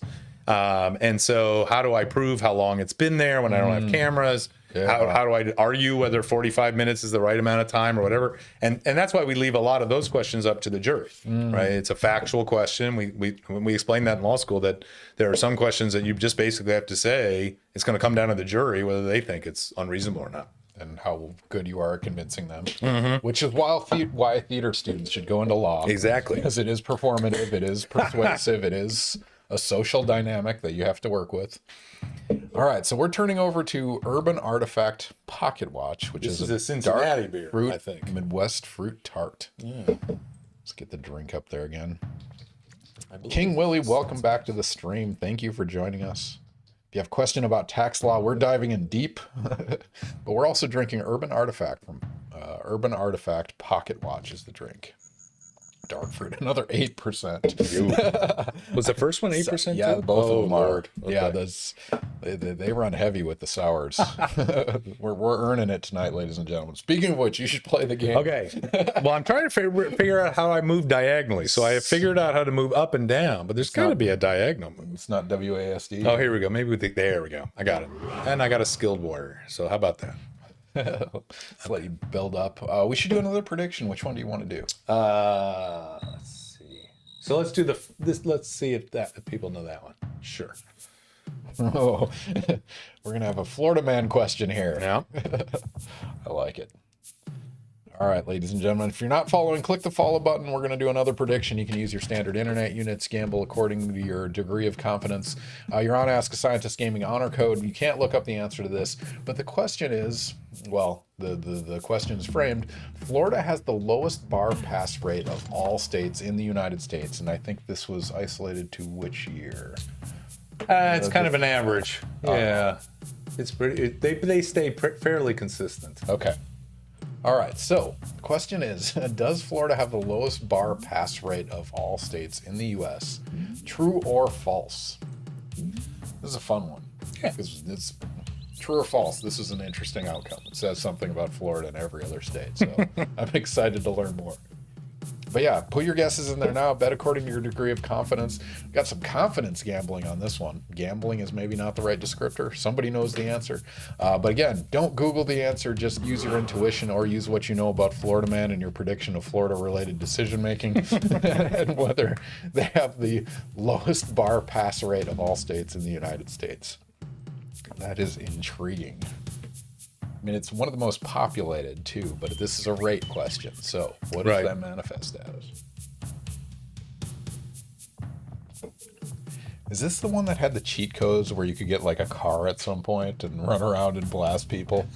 I don't know. I need to look it up. Civilization. Oh, there's a map reveal cheat code. Look at that. I don't want. Civ 3, King Willie's favorite game. Nice. You got some insights. Is there a cheat? All right, so this guy's just going to stay in the city.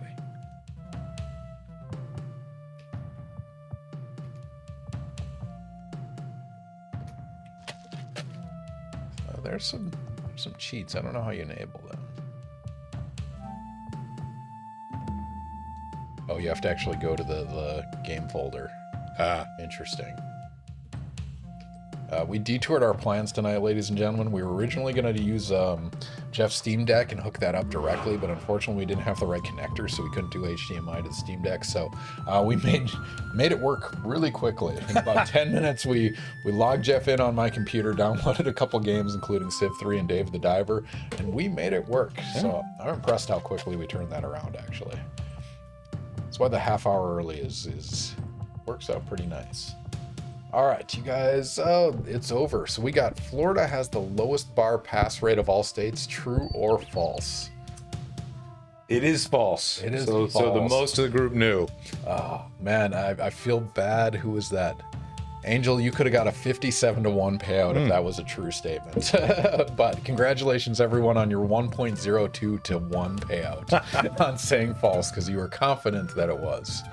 Yeah. So our Angel, my guess is based on the idea people don't really raise their children in Florida. They move there after their children have gone. well, that is Using metadata. Congratulations. we do have a fairly low rate. We are one of the lowest states with bar passage, and where we are most unfriendly, which is also true of the state which is the lowest. A lot of states have what we call reciprocal agreements. So if I pass the bar and you get Georgia, right, I can then go work in Nebraska after a certain amount of years usually. Florida does not, because they don't want lawyers retiring, coming to Florida, and then competing with our lawyers. Oh, that's all the bar is, of course, is an entry barrier. Yeah. But California has the lowest, and for similar reasons, right? They don't want people retiring to California. And, it has also a historically been a difficult bar exam. California is viewed as one of the more difficult. Oh wait, bars. each state has a different bar exam? Oh yeah, I did not know that. Okay, so there is usually a part that's national called the multi-state. So there is standardization. Yeah, there is some standards, Okay. but each state also has an individual part that generally focuses on their own specific law. And that's intentionally designed to be difficult. And I mean, is that just sheer numbers of people taking the test? Like New York, Florida, and California are low intrinsically because of numbers? I think it's low in numbers, but I mean, my guess is New York, California, Florida are the most popular bar exams. I wouldn't be surprised in maybe Illinois, and then you get Virginia. But it is, again, we also have, I think, because of that, we want to, again, limit entry, so we probably have the higher failure rates because we just don't want as many lawyers coming in. At least that's the sense. Ooh, Angel's diving into a fun one. My cousin Vinny taught me that you have to have permission to practice law across state lines. So let's go back to one of our favorites on the stream, at least one of my favorites. I don't care if you guys like it or not. I ask it every time. The question is, what movie or TV show gets your discipline right and what gets it wrong? And I've heard my cousin Vinny is a case study in some criminal law classes. Like, they use that as an example. Yeah, and it's somewhat of not an unfair question. I was prepared for this, but I mean, I was a transactional lawyer, and so I did a lot of planning. As I said, I kind of sat in my office and sort of figured out the best way to save taxes. So I wasn't a trial lawyer, and wasn't a litigator, as we call it. And so I don't know as well about, how good the cases are, or in terms of, how close they are. But I have heard that as well, that my cousin Vinny is, and I think somebody connected to my cousin Vinny was a lawyer. So they tried to stay somewhat true to it. And it has always been listed as one that's fairly consistent.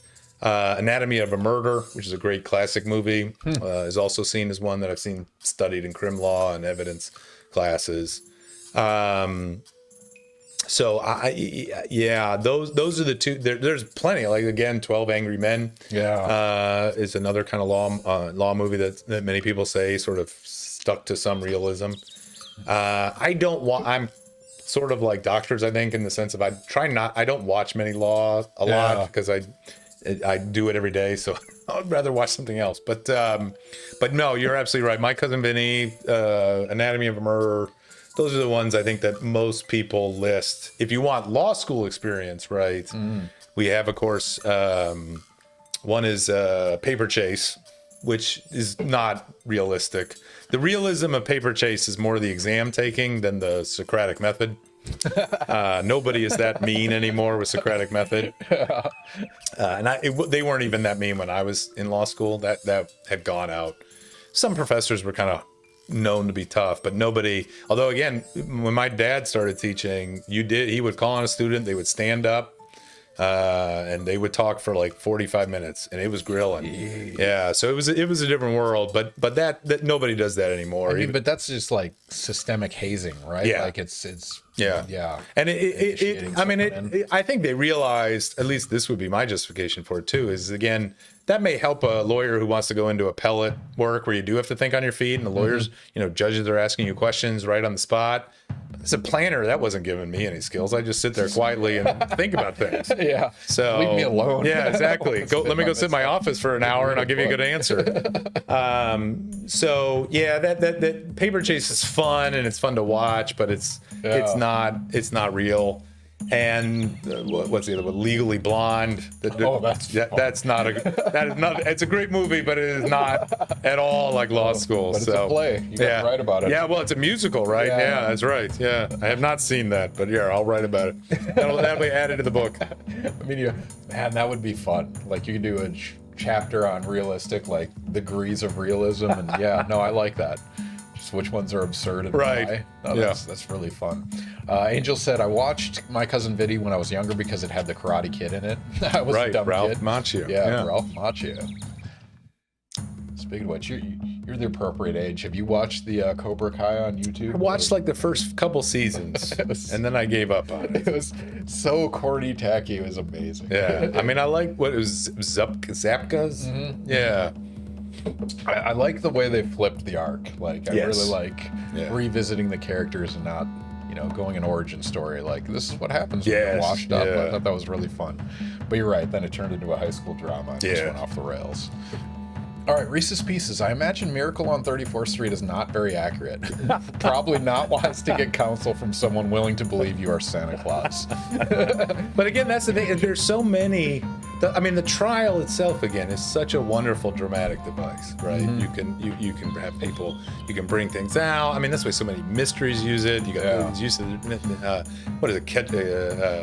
Kill a Mockingbird, of course, is a big trial. Mm-hmm. So it's a wonderful dramatic device, obviously. But I luckily have never been involved in a trial, so in work or otherwise. I mean, so do you ever get called for jury duty? I do. Do you serve? No, they usually knock me out pretty quickly. They don't want lawyers on juries. That's been generally true, and I think a law professor is probably worse. That's true. So I have stuck it out. I've been put in the pool, and then they ask me questions, but one side or the other does not want me there, and they use their free pass to get rid of me. And you're blackballed pretty early on that front? Usually, it doesn't take long. Yeah. And I think now I'm getting at an age too where sometimes the lawyers have been my students. So I think at that point I'm out very fast. Yeah, that's fair. That's fair. The camera keeps tipping over. I don't know what's happening there. Anyway, so I got my first call to jury duty was when I was in LA. I went to grad school at University of Southern California. And I got kicked out fairly quickly from jury duty because I was a chemist. It was actually a DWI case. And the series of questions, it was something along the lines of, what's your profession? I'm like, I'm a chemistry grad student. It's like, I'll get back to you. And then later it came up, who knows how a breathalyzer works? And my answer was yes. I do know how electrochemical oxidation, blah, blah, blah.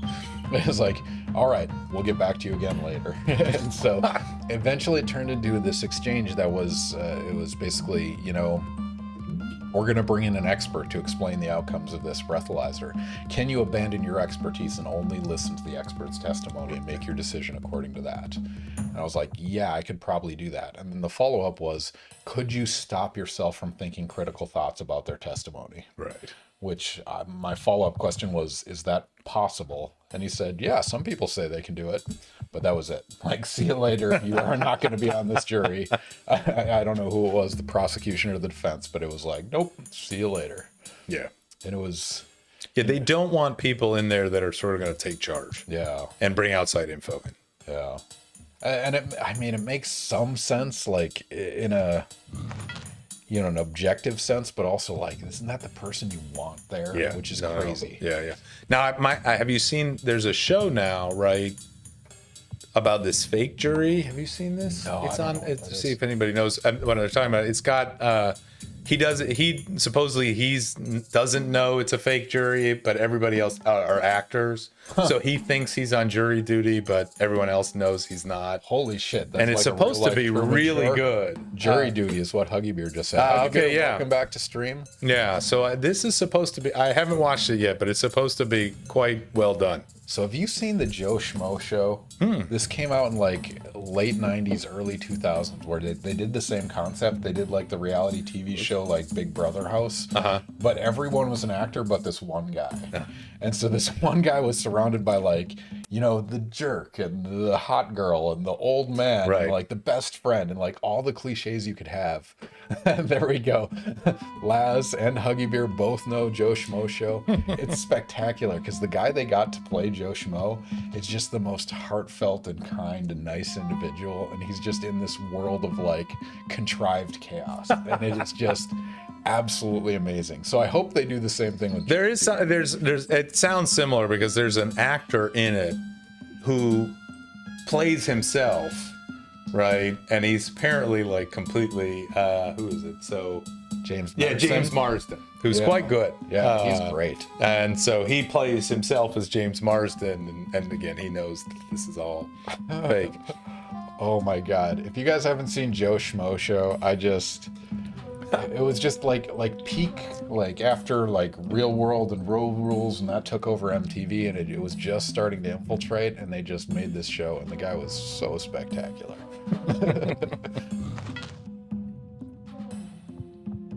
And he, even afterwards, he was just like so thoughtful in his response to, holy shit, I've been on the Truman Show for like 6 months, and he's still like, I don't know, it's pretty amazing. Huggy Bear, my tidbit for jury duty is that if you don't believe it's a just law, you can find someone not guilty. Well, you can jury nullify. That's jury right? nullification. That's not the same as not guilty, right? Those are two different things. Well, no, jury nullification could be a non-guilty plea, because essentially what you're saying is, even though all the evidence says this person's guilty, I'm going to vote not guilty because I don't think this should be a crime, or I think this person deserved what he got, or something like that. So we call it jury nullification, is where we're basically saying the jury is ignoring what the law is and deciding on its own decision. How often, I guess you probably don't know that off the top of your head, but that's got to be a rare event, right? I think so, and I think trials themselves are very rare. Most things get settled. There's very few trials. And my guess is, if I'm sitting there as a prosecutor or one side or the other, and I'm thinking these facts are, despite I meet the law, these facts are so horrific, or that, you know, we have so much sympathy for the plaintiff or defendant or whatever, I'm not taking that to trial, right? I'll just settle out. Yeah. So no one's going to look good. Exactly. And I'm worried about jury nullification. So my guess is you don't see it too often because somebody's attacking me. Because they killed me. Sorry, I'm not supposed to shout. But yeah, my guess is you don't see it because most people don't bring that there. Yeah. Terrible. Can't believe that happened. Oh, Huggy Beer has a very important question. So for tax law, let's say I won $1.58 billion in the lottery of sorts. Who would I call first? So your Swiss banker first, or the Grand Caymans, whichever one you want. No, it's that's you would want to call a lawyer, and not necessarily, or a CPA. But that's like so lawyer means a lot of things. It could be Morgan and Morgan. It could be you're not calling Morgan and Morgan. What flavor of lawyer? So if I became that rich, I would want. I mean, a lot of lawyer we used to. So again, probably more than you need. But like, there is this area of law that we call estate planning, and the idea originally was, you know, these are the people who do wills, right? But that has morphed because estate plan it's. You have to have a fairly large estate now to be subject to estate tax, and so there's less work, right? There's big numbers, but there's less work because there's less people with that large of an estate. So those people have transitioned to wealth lawyers, right? And their goal is to protect your wealth, set up trusts, right? Spread it out, put it, you know. So I would call a sort of financial lawyer and say, what's the best way to start setting these things up? One, so that people aren't going to sue me for them, and I know people are going to come out of the woodwork if they find out I won that. And two, also, how do, you know, then you want your financial advisor, right, to tell you, here's how much you got to save for tax, and here's how we should invest this so you can live comfortably the rest of your life. Yeah. So if you win that, you keep it a secret. You try to, right? Because you do not want your cousins calling you. I mean, but how hard is that? That's crazy. Yeah. Like, quality of life change is almost immediate, right? I'm sure. Again, I don't know, but I'm sure they've done studies of people who win lotteries. And my guess is not all of them are. Probably a lot of. I would guess over 50% are not happy endings. Some of them I've seen like lose it fairly quickly because they just don't, they don't know what that wealth means. And so they buy a house, they buy a car, and then suddenly they're out.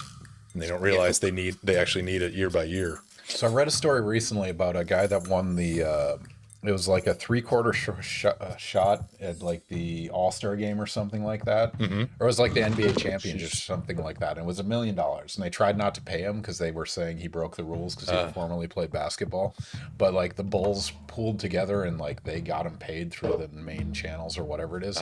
But the guy chose, it was something like $50,000 a year, paying out indefinitely, right? Or until you spend down, I don't know what the tax on $1 million prize is, but probably 30%. Yeah, you probably lose about 30%.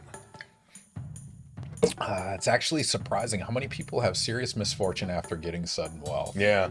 I mean, it changes your lifestyle in a dramatic way. Well, and you look at these, like you brought up basketball, right? These guys think this money's just going to keep rolling in, and then so they spend as if they're going to make $1 million for the next 60 years a year, and then suddenly their basketball career is over.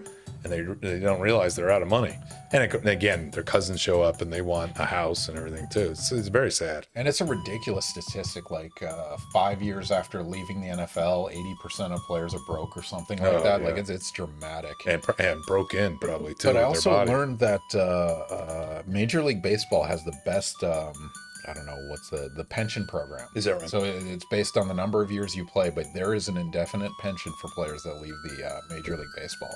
But that doesn't exist for basketball or football. Which is too, yeah. Isn't that crazy? Like you are literally sacrificing your health and well-being for a small period of time to just, to make money for somebody else. Yeah. It's crazy.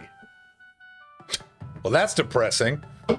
Well, I mean, still better than talking about suicide. Yeah, that's right. Thanks, Marty. I hope you're watching, Marty. If not, we'll send you the clip. All right, we should do another prediction because we're 9:45. Yeah, what do you want to do for? Well, let's do that one. Yeah. Speaking of large dollars and winning lotteries, yeah. Oh, that's fun. Now this one I admittedly had to look up. This is not something I teach in class. But I really love the I don't know if you've seen those breakdowns of like actual income distribution among people in the United States versus perceived income distribution. Is that right? Like most people think, I'll look up the graph while this one's up there. It's, like perception versus reality are dramatically different things. All right, so speaking of lottery, in 2020, what number of tax returns were greater than 100 million income? Was it less than 25,000 or greater than 25,000? So total number of tax returns in the U.S. is what? Probably 200 something million people? I would think, yeah. I mean, it sounds reasonable to me. Population is 350 million in the U.S. So under 18s, I guess some of them do tax returns. And joint returns. Okay, so 200 million is not a reasonable number, but what number of that is tax return greater than 100 million income? Is it less than 25,000 or greater than 25,000? So the number of returns that had more than, what did I say again? 10 million. Number of tax returns greater than 10 million in income. That's a lot of money. That's a lot of money. Yeah. And that's an annual income. Yeah, that's 1 year snapshot. That number breaks my mind. Reese's Pieces is redeemed Take a Drink. Cheers, Reese's Pieces. We are drinking Urban Artifact Pocket Watch Dark Fruit Midwest Fruit Tart. Jeff, cheers. Thank you for joining me. Thank you for having me. Reese's Pieces, always a pleasure to have you on your stream. Thank you for making us drink 8% alcohol. All right, you guys have about 45 seconds left. In 2020, what number of tax returns were greater than 100 million income in the United States? Obviously, we're limiting this to United States. Yeah. Man, that is, I mean, you see numbers like this, and I don't think we fully process what that would mean, like in day-to-day life. Yeah. And the best critique I've seen comments on Reddit about like people that have friends that are that rich, and what it really buys you is time, right? Like a private jet buys you time. Mm-hmm. You don't have to schedule around somebody else. It's your schedule because you can buy anything you want. You don't have to spend time, doing whatever task you don't want to do. Like even for me, like we don't mow our lawn because I don't want to spend time. It's more cost effective for me to get somebody else to do that. But imagine doing that for everything. Yeah. Picking out your clothes, like anything you want. 100 million a year gets you that. All right, Jeff. So what is the answer? Oh, so again, I had to look this up, but the answer is over 25,000. So it's Over. 26,500 basically. Just over 25,000 individuals make more than 100 million a year in the United States. Yeah. So congratulations on your 17-to-1 payout. Hello to mine, Maine. Congratulations on your internet points. So use them wisely. Make us take a drink. So request factoids. Jeff has got a lot of factoids if you want to spend it on that. But that is crazy. 100 million a year. And as I said, when I looked it up, the average total income tax for that group was 8 million. So that means there's a lot of people, because if you got 10 million in income, you're not paying 8 million in tax. You're paying like 3 million. Yeah. So there are people who are making gigantic sums. Yeah. And paying a very large tax. So what's tax on 100 million a year? I mean, again, usually you can shoot, if you're in the highest bracket, you're shooting at probably about 30%. 30%. Yeah. Now technically the highest marginal tax bracket is just under 40%, but there's ways to get over that with some surcharges. But there's also, with deductions and everything else, nobody pays a full 39%. Yeah. So that's why you again, 30 to 35% probably, especially in state, if you're adding, we don't have it in Florida, obviously, a state income tax, but if you're in California or New York, you're going to add another 5 or 6% for state income tax. All right, I'm going to catch up on a few comments. Hello to Maine. There was a guy that won the lottery where I'm from and basically lost everything he had. His granddaughter was even killed, I believe. Ooh. Jack Whitaker, I think. That is tragic. JJ Watt Hard Knocks was trying to teach the rookies about wealth management and compound interest. Yes. Yeah. It seems like a good idea. 1 year of 100 or 10 million, I could retire. Yeah, with the right interest rate, that's a comfortable living. Oh yeah, I mean, what do they say? You live on 3%. Yeah, Right. You won't want 3%, 300,000 a year just to just hang out and relax. to do nothing. Sounds good to me. I know that none of them are tax returns from partnerships. Alas, we learned something today. Cheers. All right. That is perfect. We're all about learning on this channel and drinking and playing video games. By the way, how's Civilization 3 I going? love this game, but the Dutch are clearly near me, so we're gonna have a problem here pretty soon.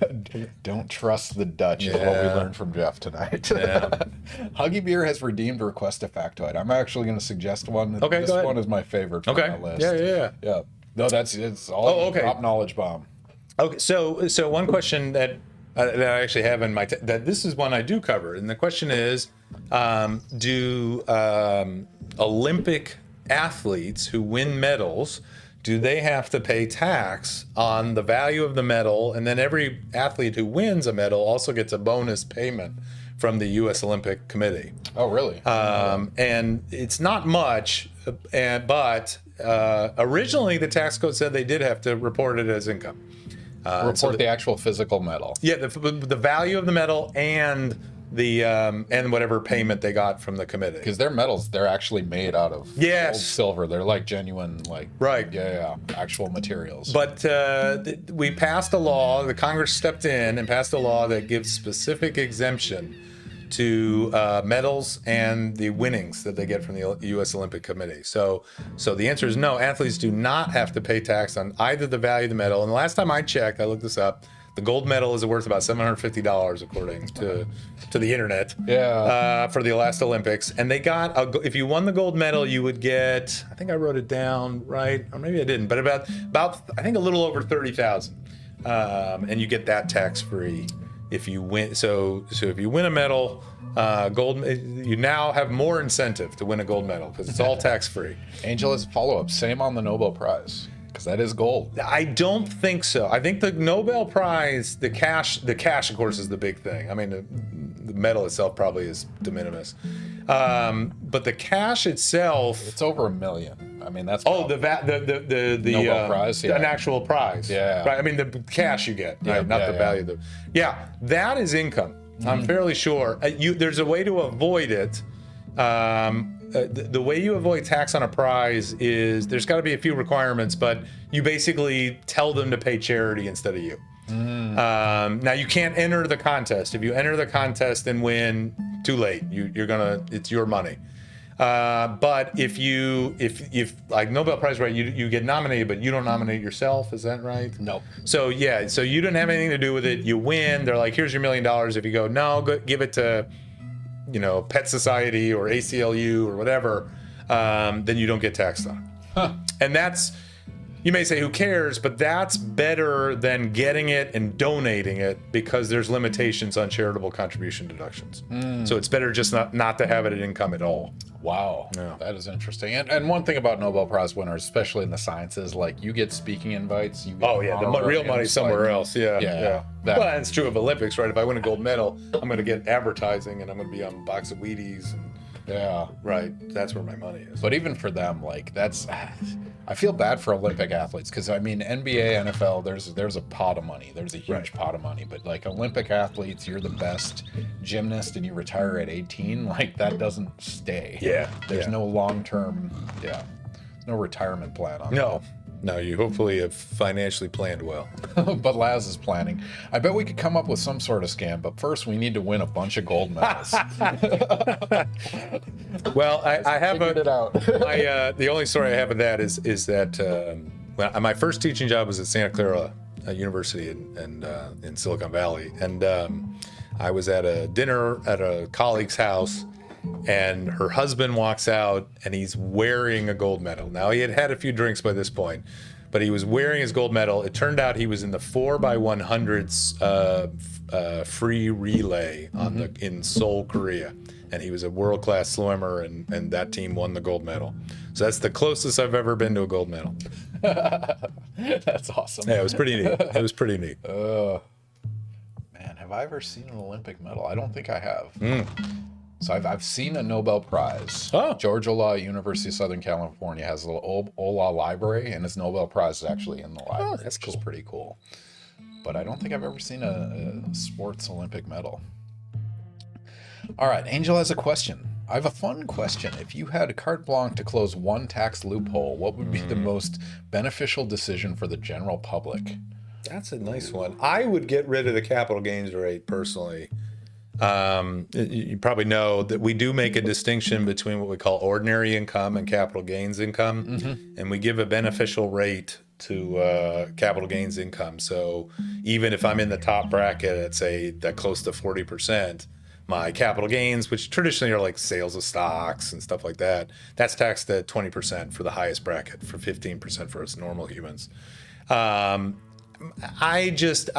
are some policy justifications for it, but I don't think they're particularly strong, and I certainly don't think they're as strong as they used to be. I mean, it used to be ordinary rates used to be close to 50%. During the wars, we were up to 90%. So, there it was a huge difference, right? 90% versus 25%, which is what it was back then.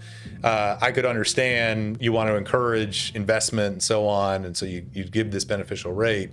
But today, today the difference is just not big enough. And you said, which scam would you get rid of? That would get rid of a lot of shelters, because a lot of shelters are converting ordinary income to capital gains income to get that beneficial rate. I see. And so, for example, a classic one that people are trying to shut down is the one that hedge funds use, right? They essentially convert their investment behavior into investment gains from sales of stock. And so they're getting paid gigantic amounts of money, and they're getting taxed at 20% instead of 40%. And so you get rid of that, you get rid of the capital gains, you get rid of that shelter. So that if I was running the world, I think I'd probably get rid of that. No, that's fun. So that's one tax loophole. Yeah. All right. Yeah, capital gains itself is just a big loophole, right? All right, Lori, NARC isn't an Olympic sport. No, but it should be. Someone write an angry letter to the IOC demanding NARC is an Olympic sport. I imagine more people than the 10 of us on the leaderboard would play. Laz, was the medal real? I think you have to bite it to know chemistry, I guess. I did not bite it, but he did win it. I did look it up. He's a real person, and he did win. He told me there's another funny story with him and Laz heard the story, but he was a CTO at a big sort of startup, and their big thing was these kind of Star Trek communicators where you like tap and and you could talk to people, and they were trying to sell it to hospitals and schools, and this was pretty early on. and they were at a big event in New York. They rented out a theater, and they had a bunch of investors there. And the idea was to show them how this is working really well, so they'll get a second or third or whatever round of funding. The problem was they weren't working. It was a disaster, right? It was about to be a disaster. These things were just not working for some reason, and they had to go on the stage. And so they go on the stage. They're about 10 feet apart.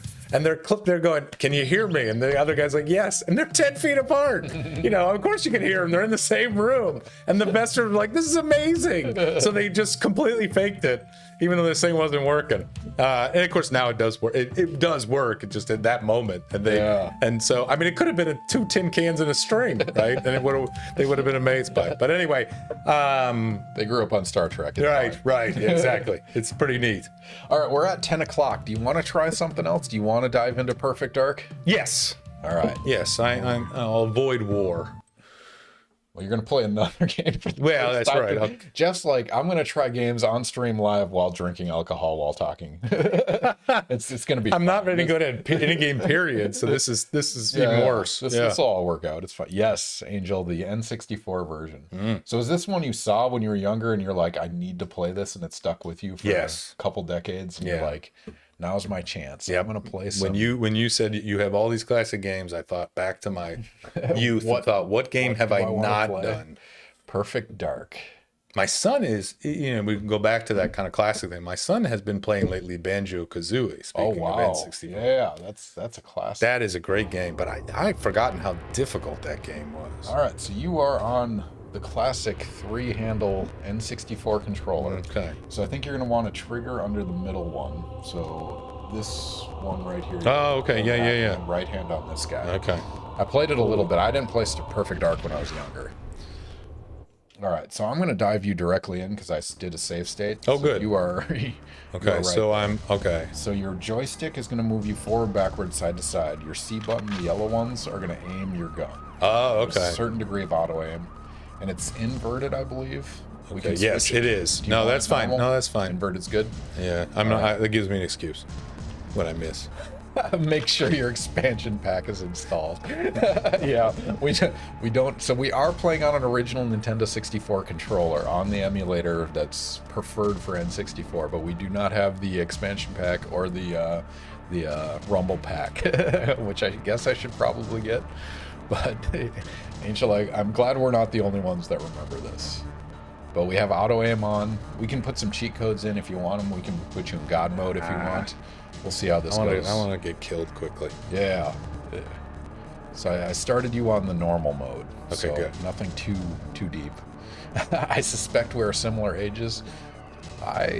Based on the conversation, I'm gonna agree. All right, I'm gonna catch up on some comments, questions. Huggy Beer wants to know, how do you feel about the flat tax or a flat tax? So the flat tax, it sort of depends, right? If we're just talking about keeping the same system but just having one tax rate, that doesn't really do much. When people say flat tax, really what they're talking about usually is moving to a consumption type tax. And we're kind of a hybrid. Oh, there's somebody I should shoot. What does a consumption tax mean? Okay, so a consumption tax just taxes you when you consume, when you buy things. And so for example, let's say I make $100,000 and I spend. So under our system, if I make $100,000, I'm taxed on $100,000, and it doesn't matter, excluding sort of deductions and so forth. It doesn't matter what I do with it. So I get taxed on it, and then basically what happens is I can use that money and not get taxed again on the income system. So I can consume now or I can consume next year. The tax system doesn't really care because I've already been taxed when I earned it. But a consumption tax, if I earn $100,000 but I only consume $30,000, I'm not taxed on the 70 that I didn't consume. And so it sort of encourages savings, right? Because whatever you save, you don't get taxed on. I'm a big fan of that, as most economists are, because there is a general feeling that most people do not save enough. Our current system encourages you to consume and consume fairly quickly. So I quite like the flat tax if, when you use it as a sense of moving to a system essentially where we wouldn't tax savings. I think that would be very good for the United States. It's a hard political sell, admittedly. And that's why we're close to it. I mean, things like IRAs and 401ks are essentially a consumption tax, right? You're not taxed on something. You either get taxed on it, then put it into a retirement account and don't get taxed when you take it out, or you don't get taxed on it when you earn it, when it gets thrown into your 401k, but then you get taxed when you retire and take it out. That's essentially a consumption type tax because you're only getting taxed one time on that. So I think green is your action button. Yeah, thank you. I was trying to open a door. Yeah, no, I was going to spend 10 minutes. I'm like Jim in the office trying to. This is why I trying to stay in the corner. Well, I appreciate you telling me that. Now, can I shoot? Oh, somebody's here. Okay, boom. I think I got him. Pick up some ammo. Flawless. Okay. Angel, to answer your question, I'm 41, and so you're 40. We are the eldest of the millennials, actually. The last generation to remember life before the internet. But also, we are very disconnected from the youngest generation of millennials because the internet is turning our things around way too quickly. It's kind of terrifying. Yeah, exactly. I remember life pre-internet. I remember dial-up. Yeah, good stuff. All right. I apologize if I'm murdering your name. Alodamane, if you want a shorter name, feel free to throw it in the chat. If you hold stocks over a year, the capital gains on selling are even less, aren't they? Not exactly. So can you explain that context a little for... Yeah, so again, the capital gains...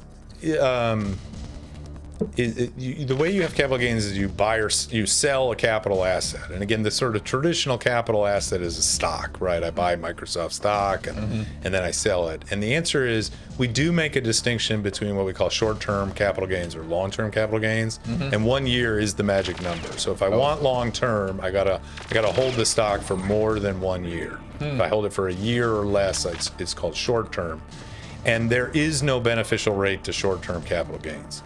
So I will be taxed at the same rate as my ordinary income.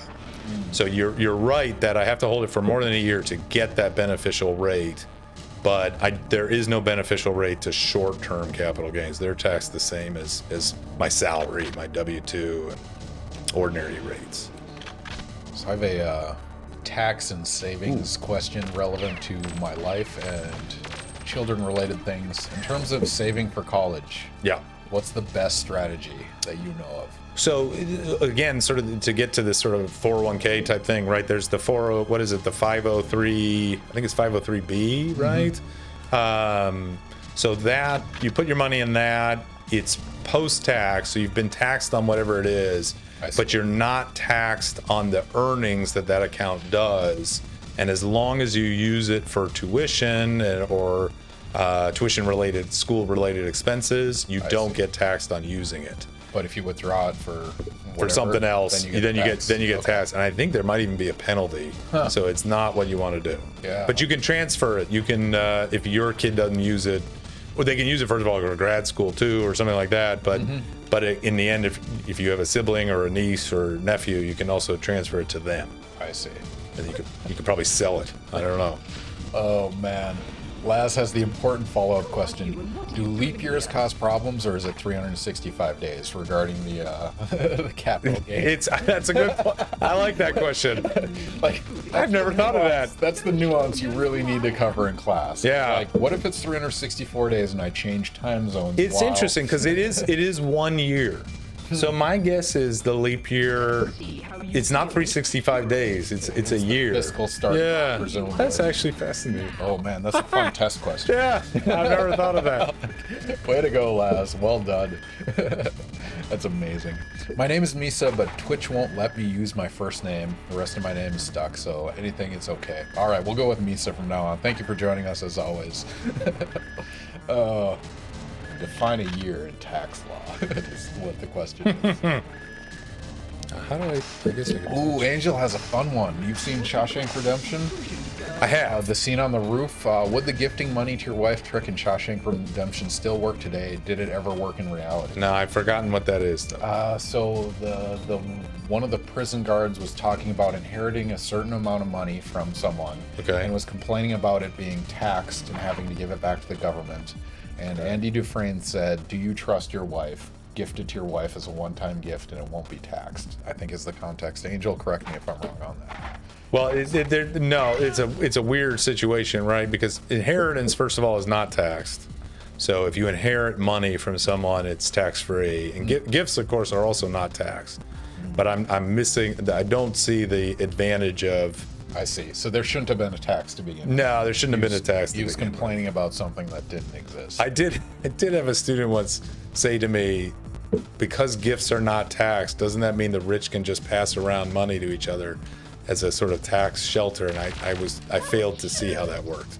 So I was confused. Isn't the inheritance kind of that way? I mean, there is a certain tax. Yeah, but your taxes, you earn it, right? Yeah. So I was taxed once, and then I see. You're not going to tax. Yeah, I see. and that's why I don't have a problem with not taxing gifts either, because it's because one person's already been taxed and they haven't used the money. They've decided someone else should use the money. This is embarrassing.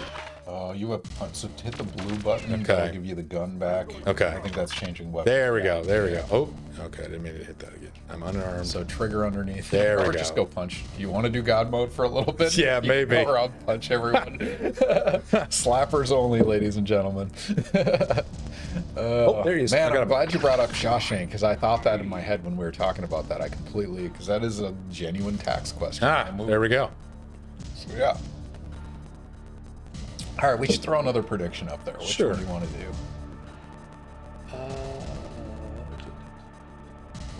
Let's go down. What do I got? Okay, yeah, that one. Oh, this is a We'll fun do a one. personal. Yeah, it's a personal question, and this one's intriguing to me. And this leads to, like ethics and Yes. Yeah. questions of how you deal with circumstances in law. All right, so earlier we learned that Jeff's journey was through law school, and one of the things he learned very early is his dad was a law professor, and so it was an area he wanted to get interested in, and he went back to law school at his alma mater, right? Yes. So the prediction we're showing up right now is Jeff was taught by his dad in a law class, true or false? So you went to law school where your dad taught. The question here is, was he taught in a class by his dad? Did I have to take a class with my dad? Yeah. Did he have to take one? Could he take one? Yeah. It's intriguing. So make your predictions right now. If you're not familiar, click the predict button. Use your standard internet units to gamble on one of these two answers. If you're not following us, click the follow button. 1, because it helps our visibility. 2, it gives you internet points. 8% drinks. Oof. You can feel it. You can definitely feel That's the reason I'm terrible at this game. How are you liking Perfect Dark? Is this? It's good. I like it. It again shows you how bad I am at these games. But So the problem with these original first-person shooters is there wasn't 2 joysticks. yeah, right? I don't know if the you've- controls are a little tough. Have yeah. you done the modern like Xbox Halo? Yeah, Call of yeah. I Duty played a type? lot of Halo. It gives you so much more control. This is Yeah, just, yeah. you guys aren't familiar, so on the N64 controller, it has both the joystick as well as 2 direction pads. One is like the standard D-pad, the other one's C button, which has direction. And in this game, you control your position on the floor, basically, with the joystick, and then you aim with the direction pad. So it's kind of an unusual control scheme. All right, you guys have a bunch of 30 seconds left. Jeff was taught by his dad in law class. True or false? Throw your predictions now. I don't think you're finding this one on the internet, but we'll see what you know about Jeff and what you know about law school and Apparently, I acceptability. killed too many civilians. I didn't know that was a problem. We just learned something. You know, apparently they What can't did it murder say? civilians. It just said unacceptable civilian casualties. But I guess I can still keep moving going. around. Yeah. You got a slap on the wrist for killing too many civilians. All right, Jeff, were you taught in law school by your dad? I was. Because when I realized I was interested in tax, I decided to take every tax class that I could at law school. I was able to avoid him for the basic tax course. Yep. There was enough other professors, and I also was able to avoid him for corporate tax. There was another professor that taught that class, but he was the only partnership tax professor. So if I wanted to take partnership tax, I had to take it. Now, luckily, Michigan had a pass-fail option. So I took the class pass-fail, and we had an agreement that he would not call on me and I would not speak in class. So that was the perception of impartiality. Yes, was visually available. Yeah, and I think most people, I mean, everybody in the class obviously knew that he was my dad. Yeah. But they also knew that you were able to take classes pass-fail, and so I did. And I made that quite clear. So yeah, I had to take it, and I quite enjoyed it, actually. I mean, I was very close with my father, obviously. Otherwise, I wouldn't have gone into this area. But it was a little awkward. Oh no, objectives failed, abort mission. No, it's not going to run away. I don't know if you have to start over. Or how Yeah, that can you works. start me over again? Yeah. Let's see if that. Let's start over from the start. I'm going to try again. This time I know not to kill civilians. All right. I should have probably known that, but it's the nature of the beast. Exactly. You kind of have to. I mean, so that's intriguing. Like law school, like lawyers get a bad rap as being like scumbags and whatnot, but there is a code of conduct. There is a process Code of being ethics, disbarred, right? Like there's, I mean, I'm a bit surprised they let you do that, but like obviously you didn't have options, so you negotiated something. Yeah. Like how. Going to this ethics question, like how much does a lawyer have to screw up before they get disbarred, before they? Because there was, I'll talk about one particular example recently where someone used ChatGPT to like write a filing and it made up court cases. Yeah. But they didn't get disbarred for that. No, I think they got suspended. Yeah. Or maybe not even suspended, maybe reprimanded. They very serious. They have levels obviously, and lying in court is pretty big, but it's not going to get you disbarred unless you do it, I think, probably a few times. But stealing clients' money is a big problem. And I think the minute you do that, you're on thin ice fairly quickly. So that's where they get antsy is when you are stealing money. Lying to court, they don't like, and again, if you did it probably several times, you'd have a problem, but they're not going to suspend you for a first-time mistake like that. I mean, so there's, sorry to dive into politics, but there's been some issues with like Trump's lawyers, right? In the election. I don't know. I haven't been keeping track of the detail on that, but like is there... You don't, I think some of them did, right? I think I mean, if you file a false case, that you just know is going to be a loser, usually what will happen too is the other side will file a motion saying you should pay for our fees. Yeah. Because America is slightly unusual in that it's not a loser pays. Most European countries are a loser pays the fees. America is not, so even if I lose, I don't have to pay the winning side's legal fees. But if you can show that it was a frivolous case, you can get your lawyer's fees taken care of. I mean, so going back to that question about changing one thing, do you think that's a good thing or a bad thing? Because we have a lot of frivolous lawsuits. Yeah, right? I mean, that's it. It's a balancing act because, it obviously discourages frivolous lawsuits if you know you're going to pay the other side. Yeah. But on the other hand, there's some cases that are just 50-50 that are really good cases. And I have a hard time thinking it's, that you got to say to yourself, well, I just don't, I'm worried about bringing this because I realize I got to pay the other side. Yeah. So you're either going to have too many or too little. And I'm, as a lawyer with a salary that depends on creating lawyers, I'm okay with more lawsuits. As long as you admit to that. Yeah, I will admit a financial interest. So, yeah. But yeah, I do like the fact that if you can show that it's frivolous, the other side should pay. Yeah. Because I agree with. But it's still an expensive process, and it's not clear to me. It's like we were bringing up with time. You still get paid. A frivolous suit is still a pain in the butt. Yeah. Go Haku, welcome back to the stream. It's great to have you. I don't know if I got it wrong, but didn't Trump's former lawyer pay the hush money to Stormy Daniels? Is that grounds for disbar? So he went to jail for that. Yeah. And I would think that would disbarred. I don't remember. I don't remember either, to be honest. But I would think you could make a request to the bar. That you are, if you do something that brings lawyers into disrepute, that is something that can be reported to the bar. I thought Giuliani, for example, got disbarred, but I can't remember. He should be at this Yeah, point. yeah, exactly. As Well, a novice, he's got bigger problems. Yeah, Yeah. exactly. He's going to be incorporated in these cases. All right, Angel, did you enjoy the whole John Oliver slap saga? I didn't see that. So what is that? I don't know what the slap saga is. I know he takes on causes just because he can. I enjoyed his FIFA rant. That's the last time I've seen something with John Oliver.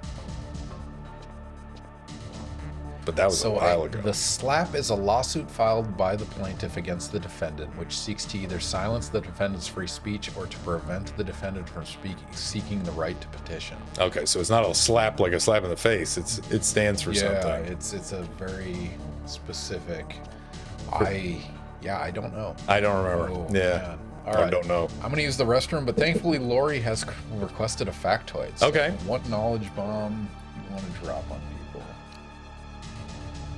Oh, this one's Yeah, let's do that one. General public. That's Yeah. Okay. So one of the questions I also have on my when I do my tax case, we discuss whether if you find something valuable, if you find a treasure in the middle of the sea, or you find $10,000 in a piano you bought at a garage sale, do you have to pay income tax? Do you have to report that as income on your return? And the example that I specifically go over that's kind of fun is if you catch a baseball that's going to be worth a lot because it was the 3,000th hit or it was the record-breaking home run, do you have to report that as income when you catch the baseball? And this became kind of a big, fun sort of issue when McGuire and Sosa were getting close to breaking the home run record, and they were competing with each other. And obviously, in the end, McGuire broke the record, and somebody caught that ball. And everybody kept asking the IRS, if whoever catches that, are they going to have to pay tax on it? And the IRS decided enough people talked about it that they needed to come out with essentially a news release where they said, here's what we think the tax results are. And what they said they said, if you catch the ball and you throw it back or give it back right away, they decided you don't have income. You don't have to report it as income, which is fairly friendly and clearly the right result. And then they said, if you sell the baseball, you also have income. Well, that's pretty obvious. Nobody was really questioning that. They did not give an answer on what happens if you catch it and don't sell it, and you don't give it back. You just put it on your mantle. Yeah. And they purposely didn't do that. They basically said they didn't want to give the answer. God, I failed again. I thought I was supposed to kill her. She moved. She had a gun. They told me she had a gun. Coming right at you. Did I make that up? Anyway, so they purposely didn't say what happens if you catch this baseball, which ended up, he sold it, right, for like $3 million. Yeah. What would happen if you did that? And the instinct from most tax professors was, well, that means if you catch it and just keep it, you've got to pay tax on it, which is insane, right? Because you don't have any money. I mean, if you catch a baseball, you got $3 million. You're going to get a loan, tax on right? To keep the ball. So it's a kind of fun question, right? And of course, everybody who catches these things either does give it back. Like I think the guy who did catch Jeter's 3,000th hit, which happened to be a home run, he gave it back to the Yankees, and the Yankees gave him a bunch of stuff. They gave him tickets. They gave him. I was going to say, so is that a taxable gift? It should be, but I bet it wasn't. I bet the IRS didn't go after it, but I absolutely should be, in my opinion. There's no way the Yankees are giving gifts because you have one of my jokes in class. The standard for a gift is, do you have detached and disinterested generosity when you give the thing? And I always joke, the Yankees never have detached and disinterested generosity because they are evil. So it should have been income, but my guess is they didn't. Yeah. So Laz has an interesting point. It's kind of a chicken or egg, but you wouldn't know the value of the ball until you sold it. Yeah, and that's why some people argue that actually the treasure trove reg, and there's a reg that says if you find a treasure trove, you have income. There's some academics who argue that only applies to cash. That otherwise, as you said, you got a valuation problem. Now we have evaluators who can take a guess, right? Yeah. I mean, I may not know that baseball's worth $3 million, but I know it's worth something, and so I'm willing to bet that I could figure it out or fairly close to it. So, but there's both a valuation question, and again, there's a liquidity problem, right? What do I pay the tax with if I catch a baseball? Now, when you sell it, you solve both the valuation problem and the cash problem. So that's why it's fair to wait till you sell. But the reg itself seems to apply to everything.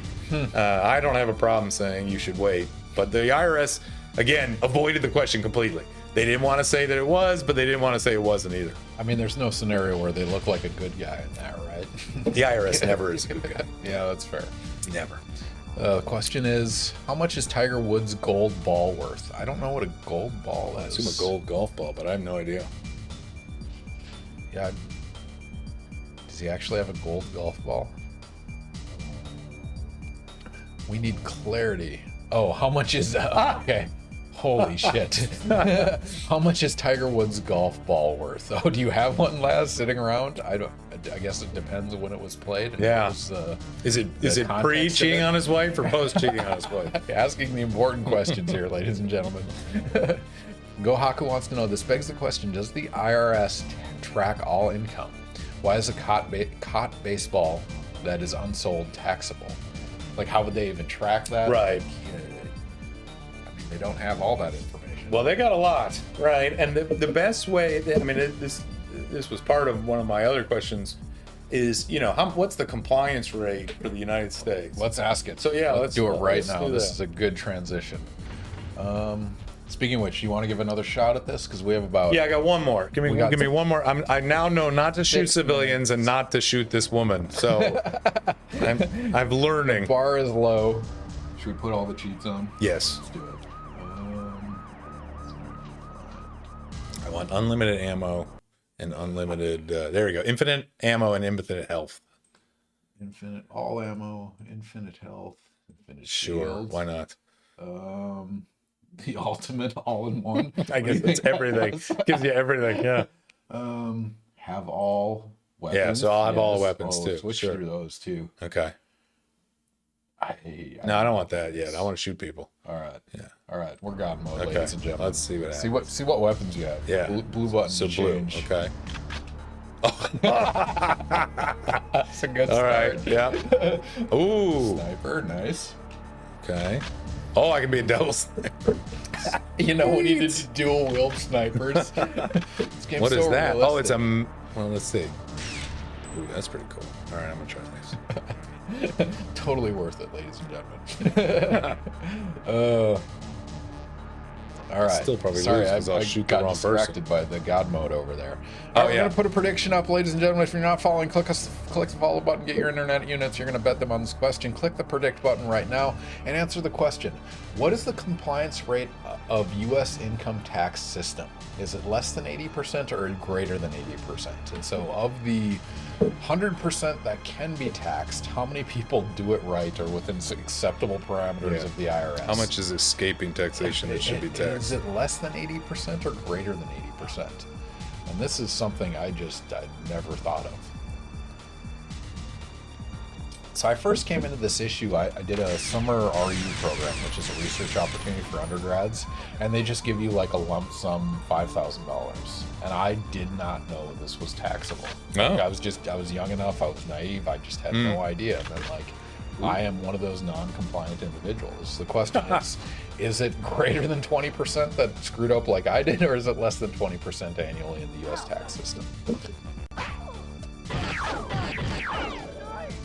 That's a fun one. Write a few of these down.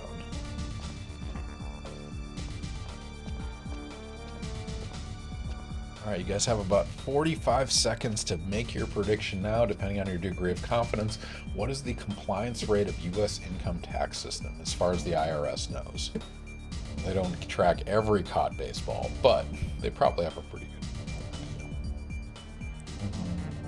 good. Sorry, I'm catching up on a few of these Yeah, questions. some of them I don't know the answer to, of course. Yeah, They're pretty good questions, though. I mean, that's That's one of the things I like about the stream is it's okay to say we don't know. Yeah. And that's Well, that's something I learned as a professor, right? When I first started teaching, I was deathly afraid to say, I don't know. ooh, that's interesting. Gohaku, immigrants do not pay directly, but indirect pay taxes. So confused. I mean, that's interesting. They do pay taxes, but they don't have a tax return, right? It depends. We're back on our favorite law answer. If you're a U.S. resident, will file a return, and then a non-U.S. resident or citizen will have to file a return if they make what we call U.S. source income. So if for example, if I'm a French citizen but I come work in the U.S. for 30 days, and clearly we can tie the money that we make that person makes to a U.S. source, then I will have to file a U.S. return. And there's a lot of tax treaties and stuff that deal with sort of double tax issues.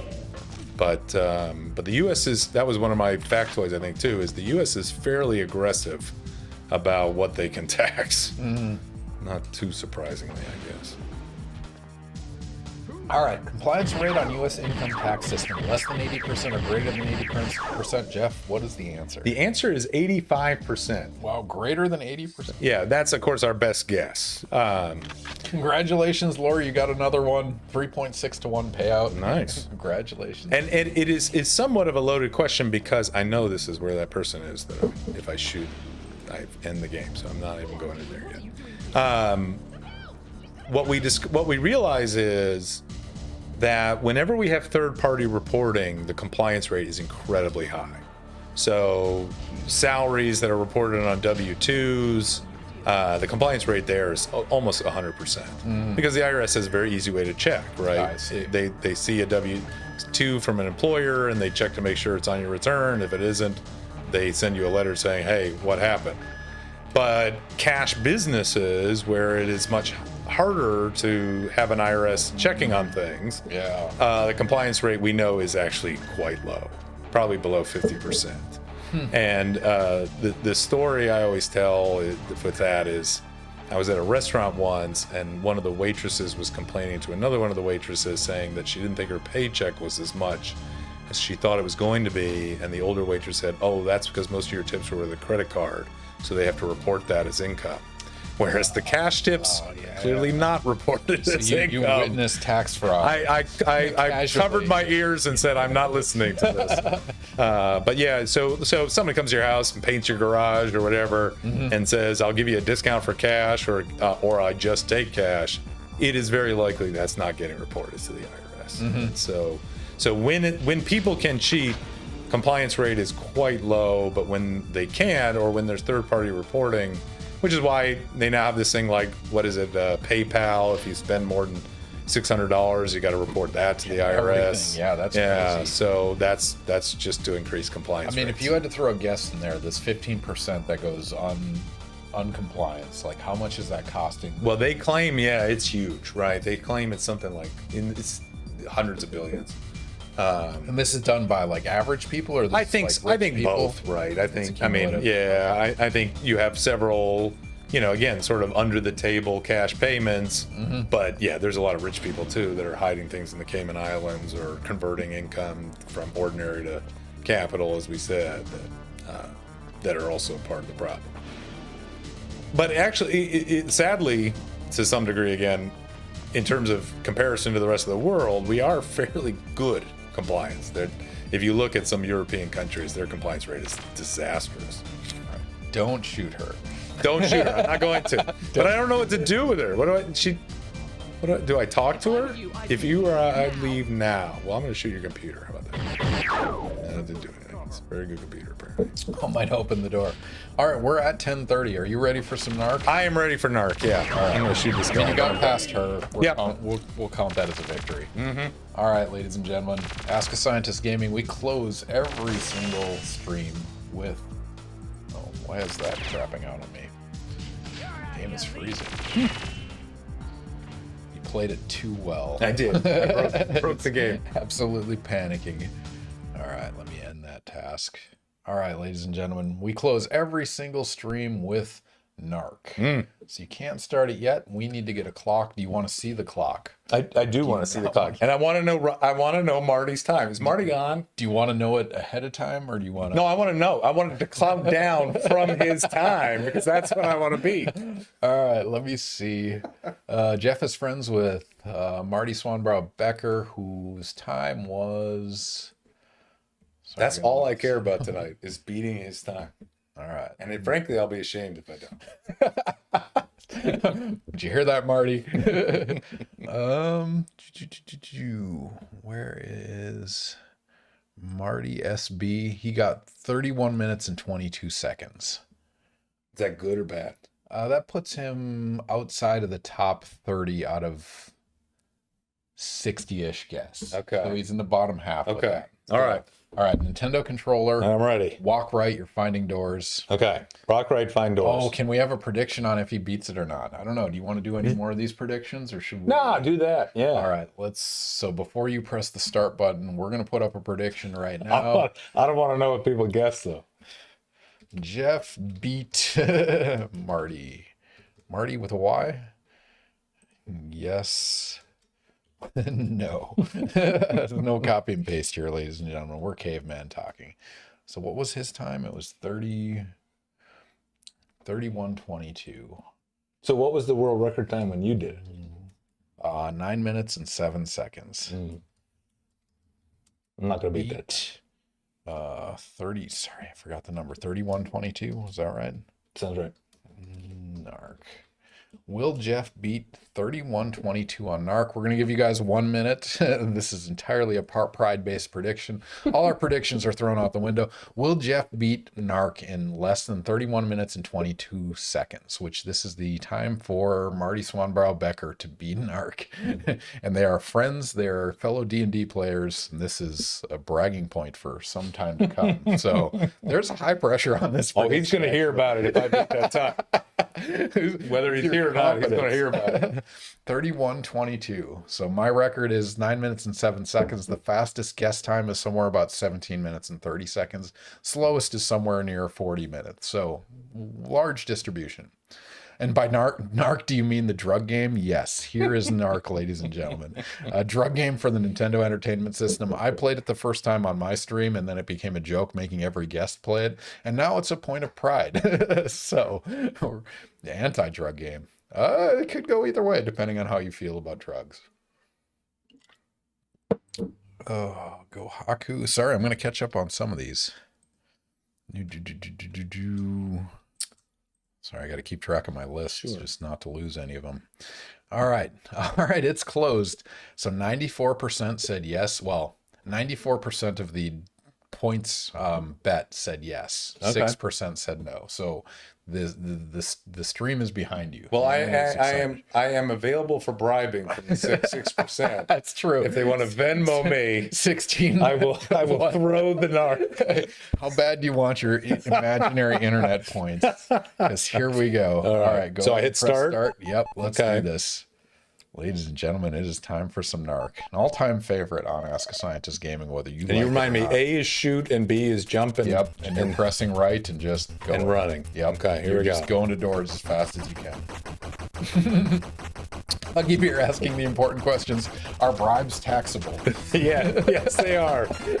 Is that real? That's another question we ask in class is you do have to report income from illegal activities.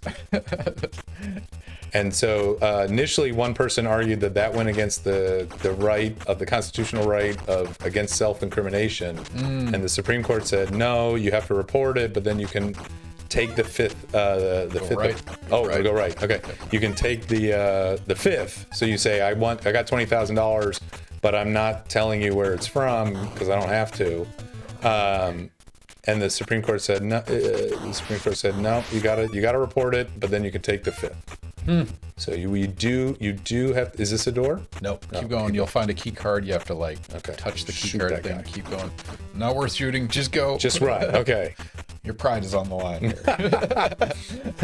Is that a key? Oh, here, key card. Yeah. Okay. Boom. Mm-hmm. Well, that was way quick. Did I win? No, that's one level. 7 more to go. You were What are you doing? Yeah, I want this like the Olympics. I want heat waves. Did I beat his heat? Splits. You're 28 seconds behind the world record. Well, I don't care about that again. You'll have to apologize. I apologize. I did not get Marty's splits. Al Capone should have reported his illegal income. That's how they got him. Yeah, they got him for tax. So if he would have reported it, he would have been fine. Yeah. Well, yeah. No, they got him for tax evasion. Yeah. Through it, and that's Angel. It's amazing how much this game got away with. This was way before Mortal Kombat. Yeah, this was one of the original ones. So this used to be an arcade game. It got ported to Nintendo. Nintendo toned down the violence and explosions and whatnot. But yeah, this is one of the ones that caused the panic. All right, so here what you need to do is shoot the guys wearing black in close range, but with bullets, and one of them will drop a blue card. Okay. He didn't do it. So it's RNG, which means it's going to randomly fall out of one of those guys, and you have to do it near the door because it's dumb. Okay. Did I get it? No, not at the bottom of the screen. There you go. Yeah, I got card, it. Okay. Through. All right. There we go. Reasonable time. There we go. World record is 1 minute and 41 seconds. So, good Lord. I only know the world record splits. I apologize. All right, let's catch up on some questions. Go Haku. What is the average time spent in jail for delinquent taxpayers? I have no idea. I mean, it can't be. Jail time cannot be the most common outcome. No, usually it's just, again, civil versus criminal. And to put somebody in jail for tax evasion, you have to prove willful evasion. I see. So if you just accidentally forget to pay your taxes and you can prove that or show that, then so you're gonna jump in the car. Okay. Stay on the bottom of the screen. How do I jump in the car? Tap B. B. Nice. There you go. Stay on the bottom. You'll hit something, but you've saved some time. Okay. All right. Go right. So but I have no clue how long the average. So Martha Stewart, it was tax evasion, wasn't it? No, she was lying to the FBI. Okay. So they went after her for insider trading. I see. Because she happened to time a stock sale quite positively after she spoke with the CEO on her private jet. But they actually couldn't get her for insider trading. They got her for lying to the FBI, which is actually, so if the FBI comes knocking on your door, the answer is you just always say, do you have a warrant? Yeah. And if the answer is no, you say, I'm not talking to you. Okay, Tap B. Yep. There we go. We would be here like 3 hours if you weren't here telling me to do this. You're not alone on this. Yeah. Like this game, there's a 30-minute YouTube tutorial on how to run this fast. It is the most edited video I've ever created. It's more popular than any of my science videos. So, in fact, my world record run in this has something like 10,000 views, which is absurd, right? Nobody plays this game. I admit I've never heard of this game until I watched your stream.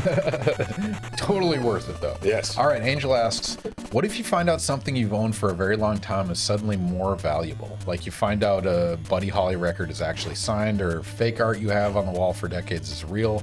Can it be taxed on the 2 decades that you didn't know it was valuable? No. So as long as you were legitimately didn't know and, not head in the sand kind of thing, then basically what will happen is you'll have a very low basis in it. So let's say I buy a record for $100, and then it turns out I find out that it's actually as you said, a first edition or something that's worth $10,000. I won't have income until I sell that thing. So as long as the IRS can't find so you're gonna want to stay on the bottom and then go up, and it'll give you some extra time, and then keep going. But so as long as the IRS can't dig up like a text message where you said this thing's a fortune. Yeah, exactly. So they need to prove they got to look for smoking gun. And it's a lot easier today than it was, obviously, because we do have emails and reports and so on. Facebook. Yeah. So don't go on Facebook saying I have this baseball. It's probably worth a lot. Yeah. Because we say one of the other problems I do is I talk about what happens if people barter, right? I do this for you, you do this for me. And the answer is technically it's income, but how, as you said, how's the IRS going to find that out? Yeah. Stay on the bottom with the car. Okay. Until the end, you'll hit a wall and it'll blow up. But in the age of the internet, there's a lot of ways to sort of do, sort of clearinghouse barter, and the IRS has caught those because they go after the clearinghouse. So I go in here. Yep. Ha! Perfect. Huggy Bear, shoot, I forgot I asked about the $1.58 billion. Oh, it was the question about what would you do if you know. Right. Who do you first call? Right. And the answer was a tax lawyer. Yep. Yeah, I think so. Lawyer and then a financial person. Mm-hmm. Laz, if something valuable that you paid taxes on turns out to be fake, can you be reimbursed by the IRS? No. God, Laz is just like shitting all over the loopholes here. Like, what the hell? That's amazing. Thank you, Laz. No, the IRS will not. Go ahead. Now, this is another thing with students. Like, if I have negative income, sometimes the students think, well, that means I get a refund. And the answer is no, it just means I don't pay any tax. So you're going to pick up a silver card here and you're going to go through the door, but don't press up after you go through the door because it'll like walk you through too far. Okay. Grab the card. Okay. Shoot a rocket. You can kill Joe Rockhead. Come on. Oh, I died. Oh, you're good. Oh, I'm back. Yeah, okay. Oh, I see. Yeah, I'm pushing the wrong button here. All right. Oh, come on. There's 4 of them. I mean, you don't have to kill them. You can grab the card. Oh, there. I got the card. Go, Okay, don't go. press. Oh, I did it. Oh, you even told me not to, so I got to do it again. It happens to everyone. It's not easy. Okay. But yeah, after you go through the door, Don't go up. don't press up. Okay. There. Left. Woo. Left. Okay. There's the key card right there. Gohaku wants to know, does the IRS account for depreciation of older baseballs sold? The depreciation of what? Sorry? Baseballs that are sold. They don't depreciate, right? That's not a collector item won't No. depreciate, will it? Yeah, the depreciation is sort of when you use it in your business. It gets used up, like a machine or a car or a building. But yeah, you don't normally think of depreciation with, like if you said, like if I had the home run ball, but then somebody beat it so that my baseball now is not worth as much. Left on this one. And you're going to shoot the green guys at close range with a bullet, and one of them will drop a green card. Okay. Oops. Keep going left. So not too. If they're Okay. too far away, it doesn't drop because this game is dumb. If they're close, No. Oh, I didn't mean to shoot that guy that close. Oh, I got it. this. Yep, nice green card door. Angel, kind of surprised Adult Books XXX made it past the Nintendo censors. Yeah. Yeah. So they changed crack to quack. They made the marijuana leaf 6 leaves instead of 4, or instead of 5, because, you know, no one could tell what it is. All right. Gohaku had a question previously. How do other countries tax gambling winnings? Ooh, I don't know how other countries. I would think most countries tax it. We do.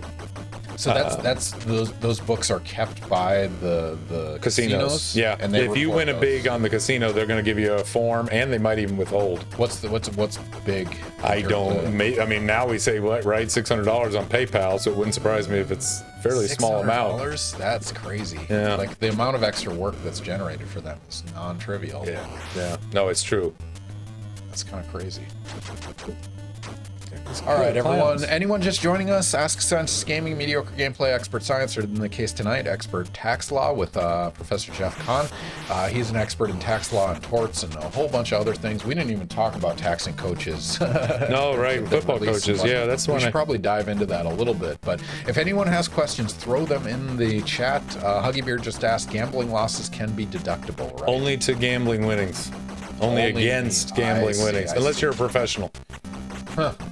So if you're a professional, it's a business loss. Yeah, That's amazing. Yeah. So, All right, so a lot of people try to argue that they are in the business of gambling. Wow, how do you classify yourself a So professional gambler with the IRS? they look at how much you do it, how much time you spend on it. Okay. Yeah. That's a nuance. They don't generally like it. They try to argue against it.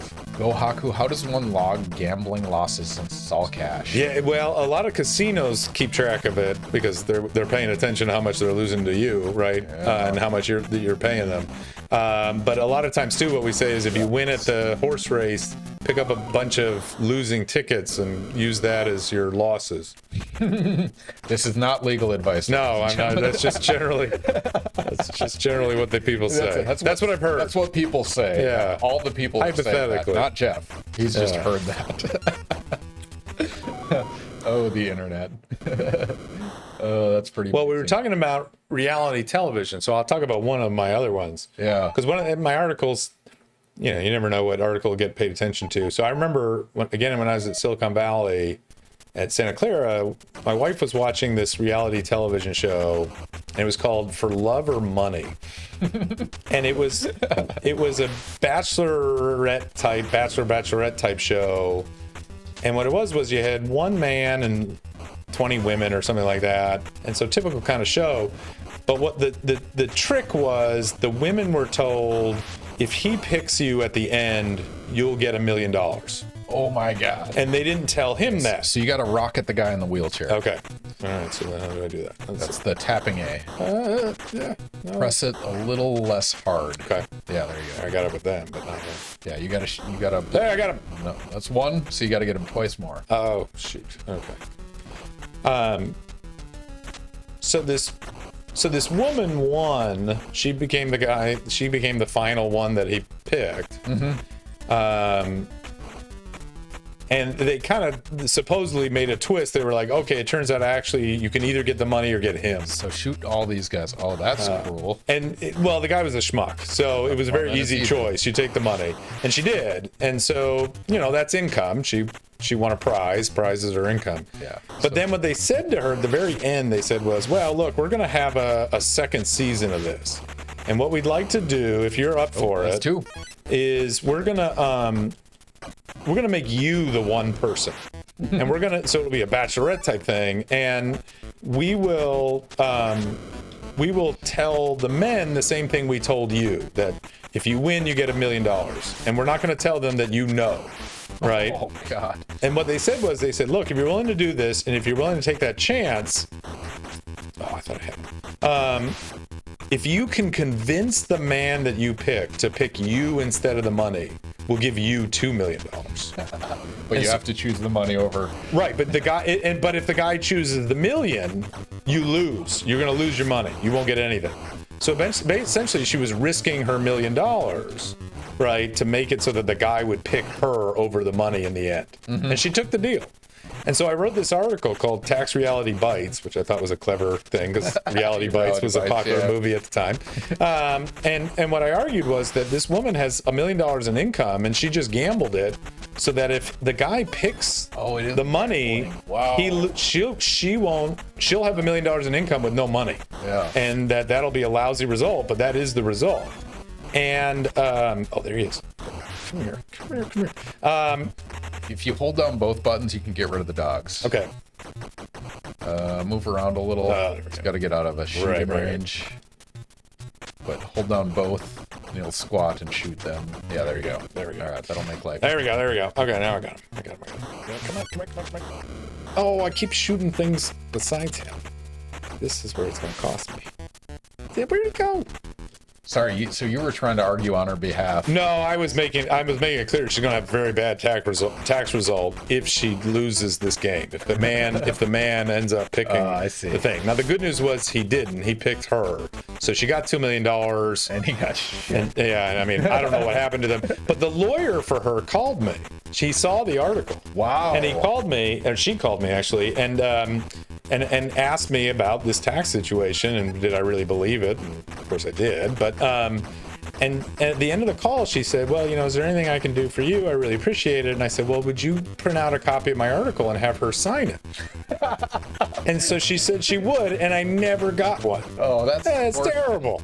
Yeah, agreed. All I asked for is a signature on my article. On the plus side, you don't have taxable. Yeah, taxable valuable baseball. I'm quite sure that was not worth McGuire's 75th home run or whatever. Oh, we come full circle tonight. Lori said, I had a friend win a decently large prize when she was on Price is Right back in the 90s. She couldn't afford the taxes on the prize and never got the prize.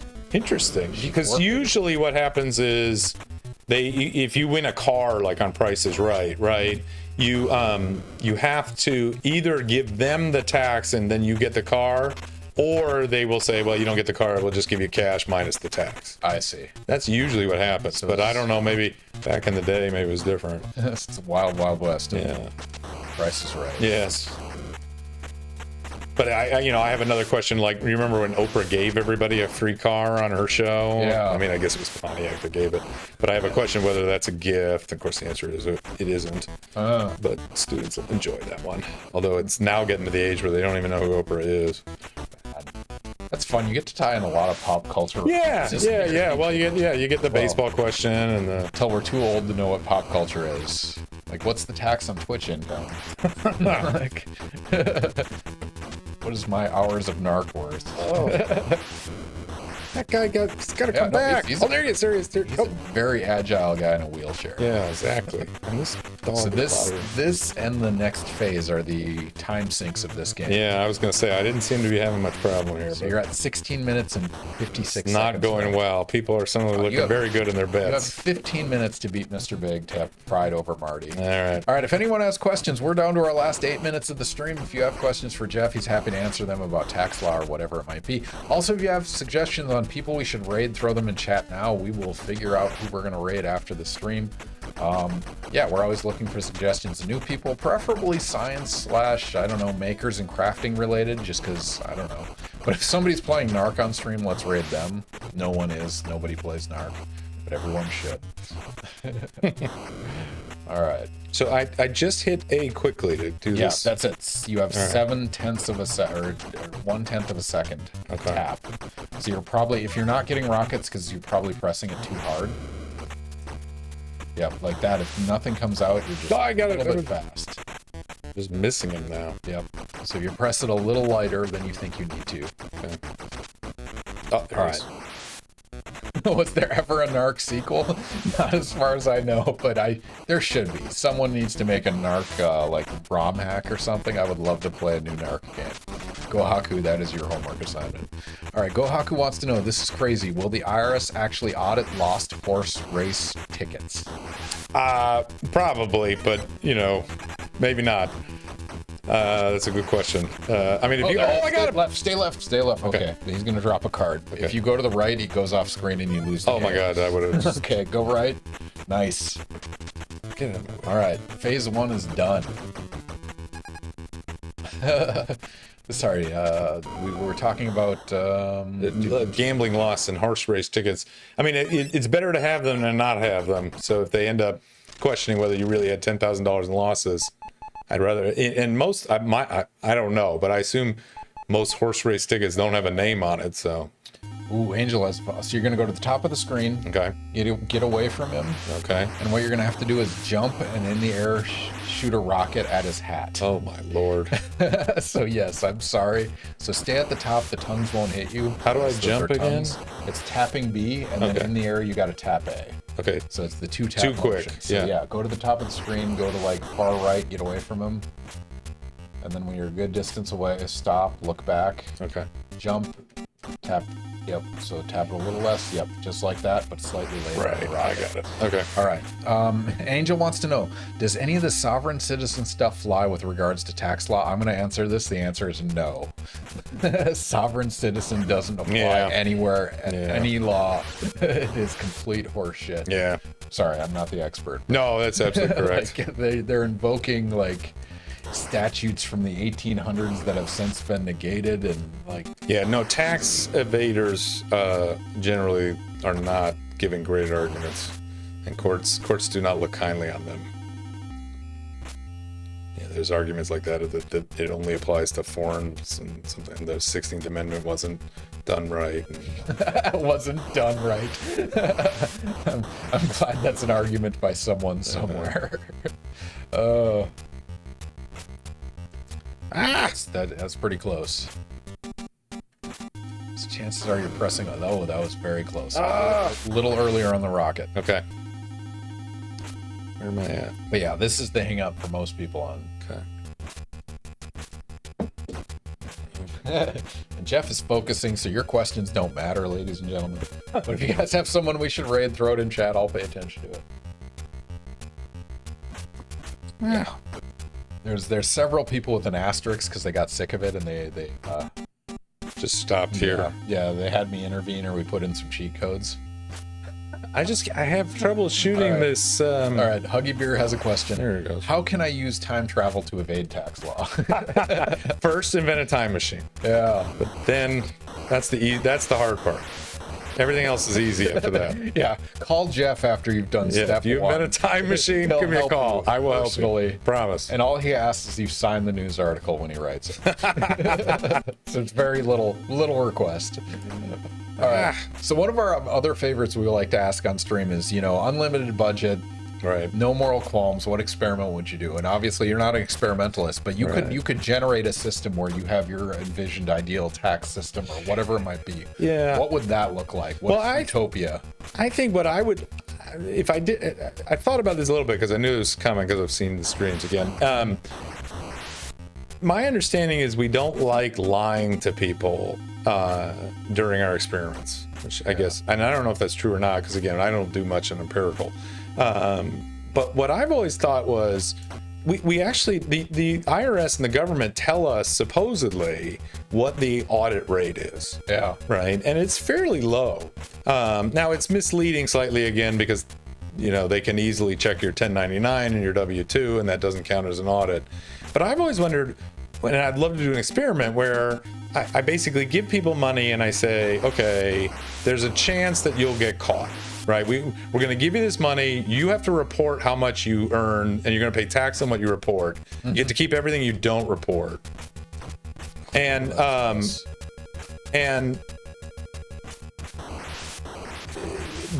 here are the chances of us catching you. Right, you have a 20% audit rate, so you got a 1 in 5 chance. Well, what I wondered is, what if we just lied? Right? What if we just said the audit rate's 80%, even though it's only 20%? See what the return. And does that have an effect? Right? Do we actually have to audit? I mean, do people know that other people are getting audited? I don't think so. So why doesn't the government just say the audit rate is 70%, even when it's like only 6%? Yeah. Just completely lie to us. Man, that is intriguing. I mean, that's like a game theory experiment. Yeah. Right? Yeah.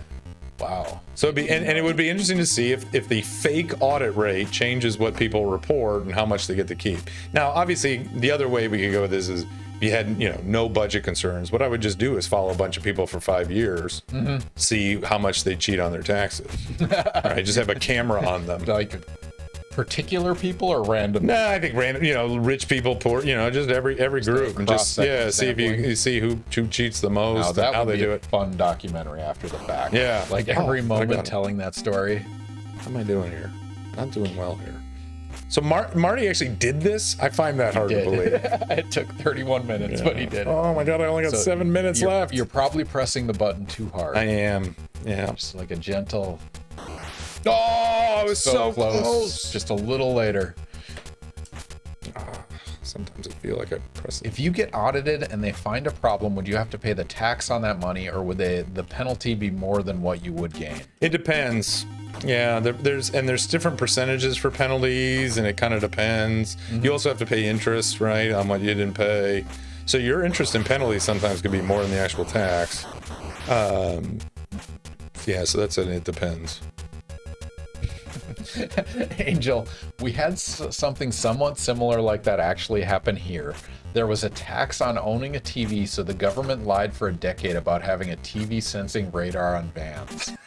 That's awesome. Wait, what is here? Yeah, what country are we talking about here? Angel, you don't have to reveal too much, but this is for the sake of Jeff teaching classes in the future. He needs to know what does here mean? Is that a state or is that a country? That is amazing. That's great. That's a great story. Why? Sometimes I feel like he punches instead of Northern Ireland, but it was the entirety of the UK.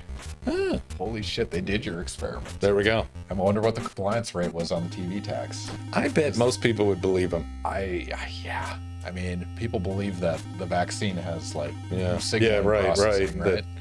That Bill Gates put radars in them. Alchemist, Germany did the same thing. You have 2 data points. You could. There we go. It's a fun.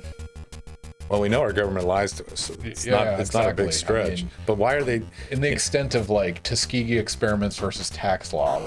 Make your priority in terms of lying. Let's get one that's actually positive. Yeah, exactly. Something that is a good return on investment. Rage. Oh, I thought I got A him. little earlier. Sometimes it doesn't seem to Yeah, get my if it doesn't fire anything at all, you were just slightly too long. Oh, that was really close. And you got to be a certain distance because this game is dumb. Okay. Just gonna run away for a second. Oh, that was very close. A little too hard on the A button. Oh, too late.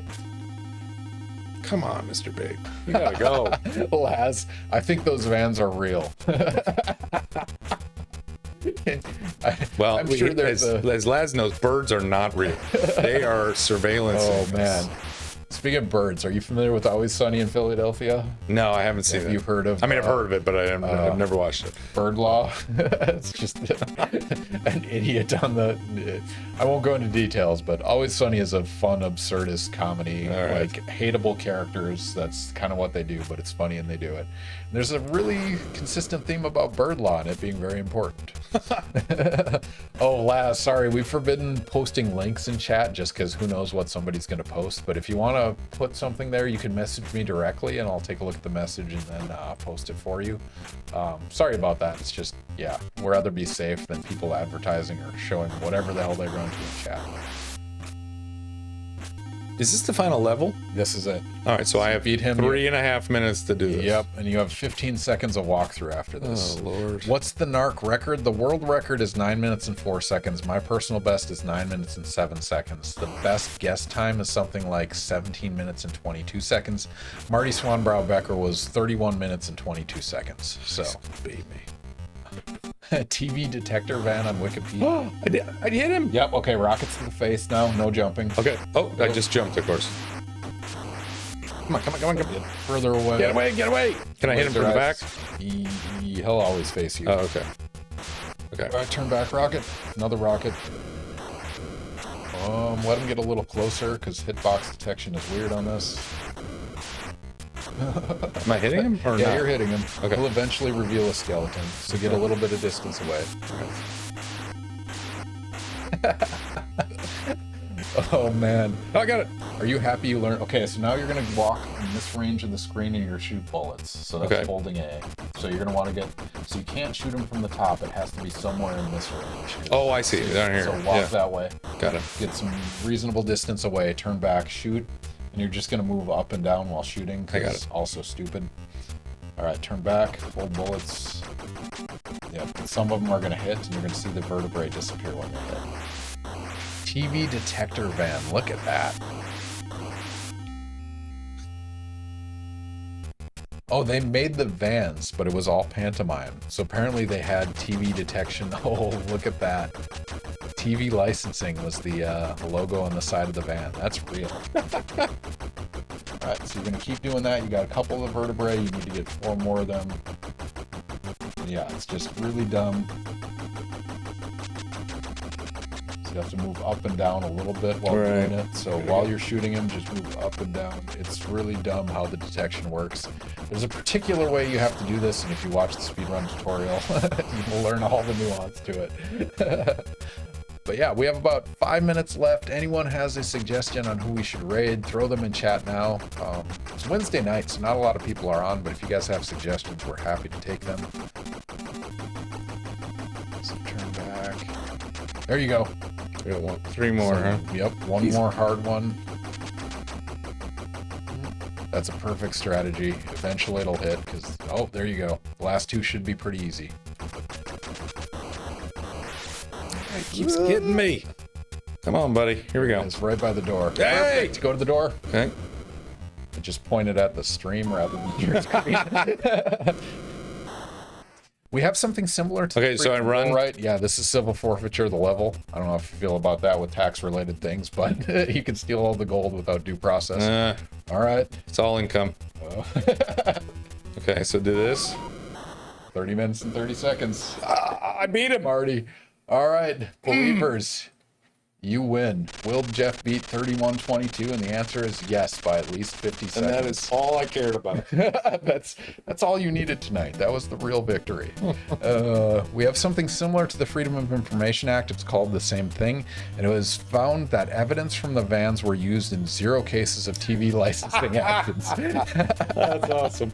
So it was effectively useless. All right, classic arcade style. Jeff, if you want to put your initials in or put USA or ass or whatever, you had to do it with the controller. Oh, right. Yeah. All right. Any suggestions on who we should raid? If not, I'm going to find somebody random and mark like makers and crafting or whatever it might be. Congratulations, you won the war on drugs. I hope it feels worthwhile. All right. Well, Jeff, thank you for joining me on the stream. Yes, Angel, we are wrapping up. Our stream goes from 8 to 11 every other Wednesday night. So thank you for joining us. It was a pleasure to have you. Thank you for the follow. It's been a pleasure. All the questions have been a lot of fun. So Huggy Bear, thank you. Yeah, not a scientist tonight, but tax law, but it was a lot of fun. I really appreciate you inviting me. It was a lot of fun. We went on a journey through a lot of topics tonight. So Jeff, any parting words for the audience? No, I pay your taxes. Pay your and taxes. Don't do drugs. And don't catch baseballs. Right. and careful with your Nobel Prize winnings and your gold medals. All right. Thank you all for joining us. Again, it's always a pleasure. You take us down interesting routes. We enjoy the questions. We enjoy the conversations. I learn a lot. Jeff, thank you for joining me on this usual endeavor. My pleasure. So 2 weeks from now, on the 23rd, we'll have Dr. Nathan Kroc, who's a computer scientist in the computer science department at FSU. He does 3D scene reconstruction. So I'm assuming he does image processing to actually make 3D images from several different camera angles. He also works in the area of machine learning and AI. And so he's not officially confirmed, but I'm fairly confident in 2 weeks we'll have Nathan Kroc on. So join us in a couple weeks, and yeah, we'll talk some computer science and machine learning and whatnot. But yeah, it's been a pleasure. Jeff, thank you again. Thank you so much for joining us. It's been a lot of fun. Stick around. We're going to raid somebody education related. But as always, it's a pleasure. Thank you for taking us on this journey and joining us for Ask a Scientist Gaming. Until next time.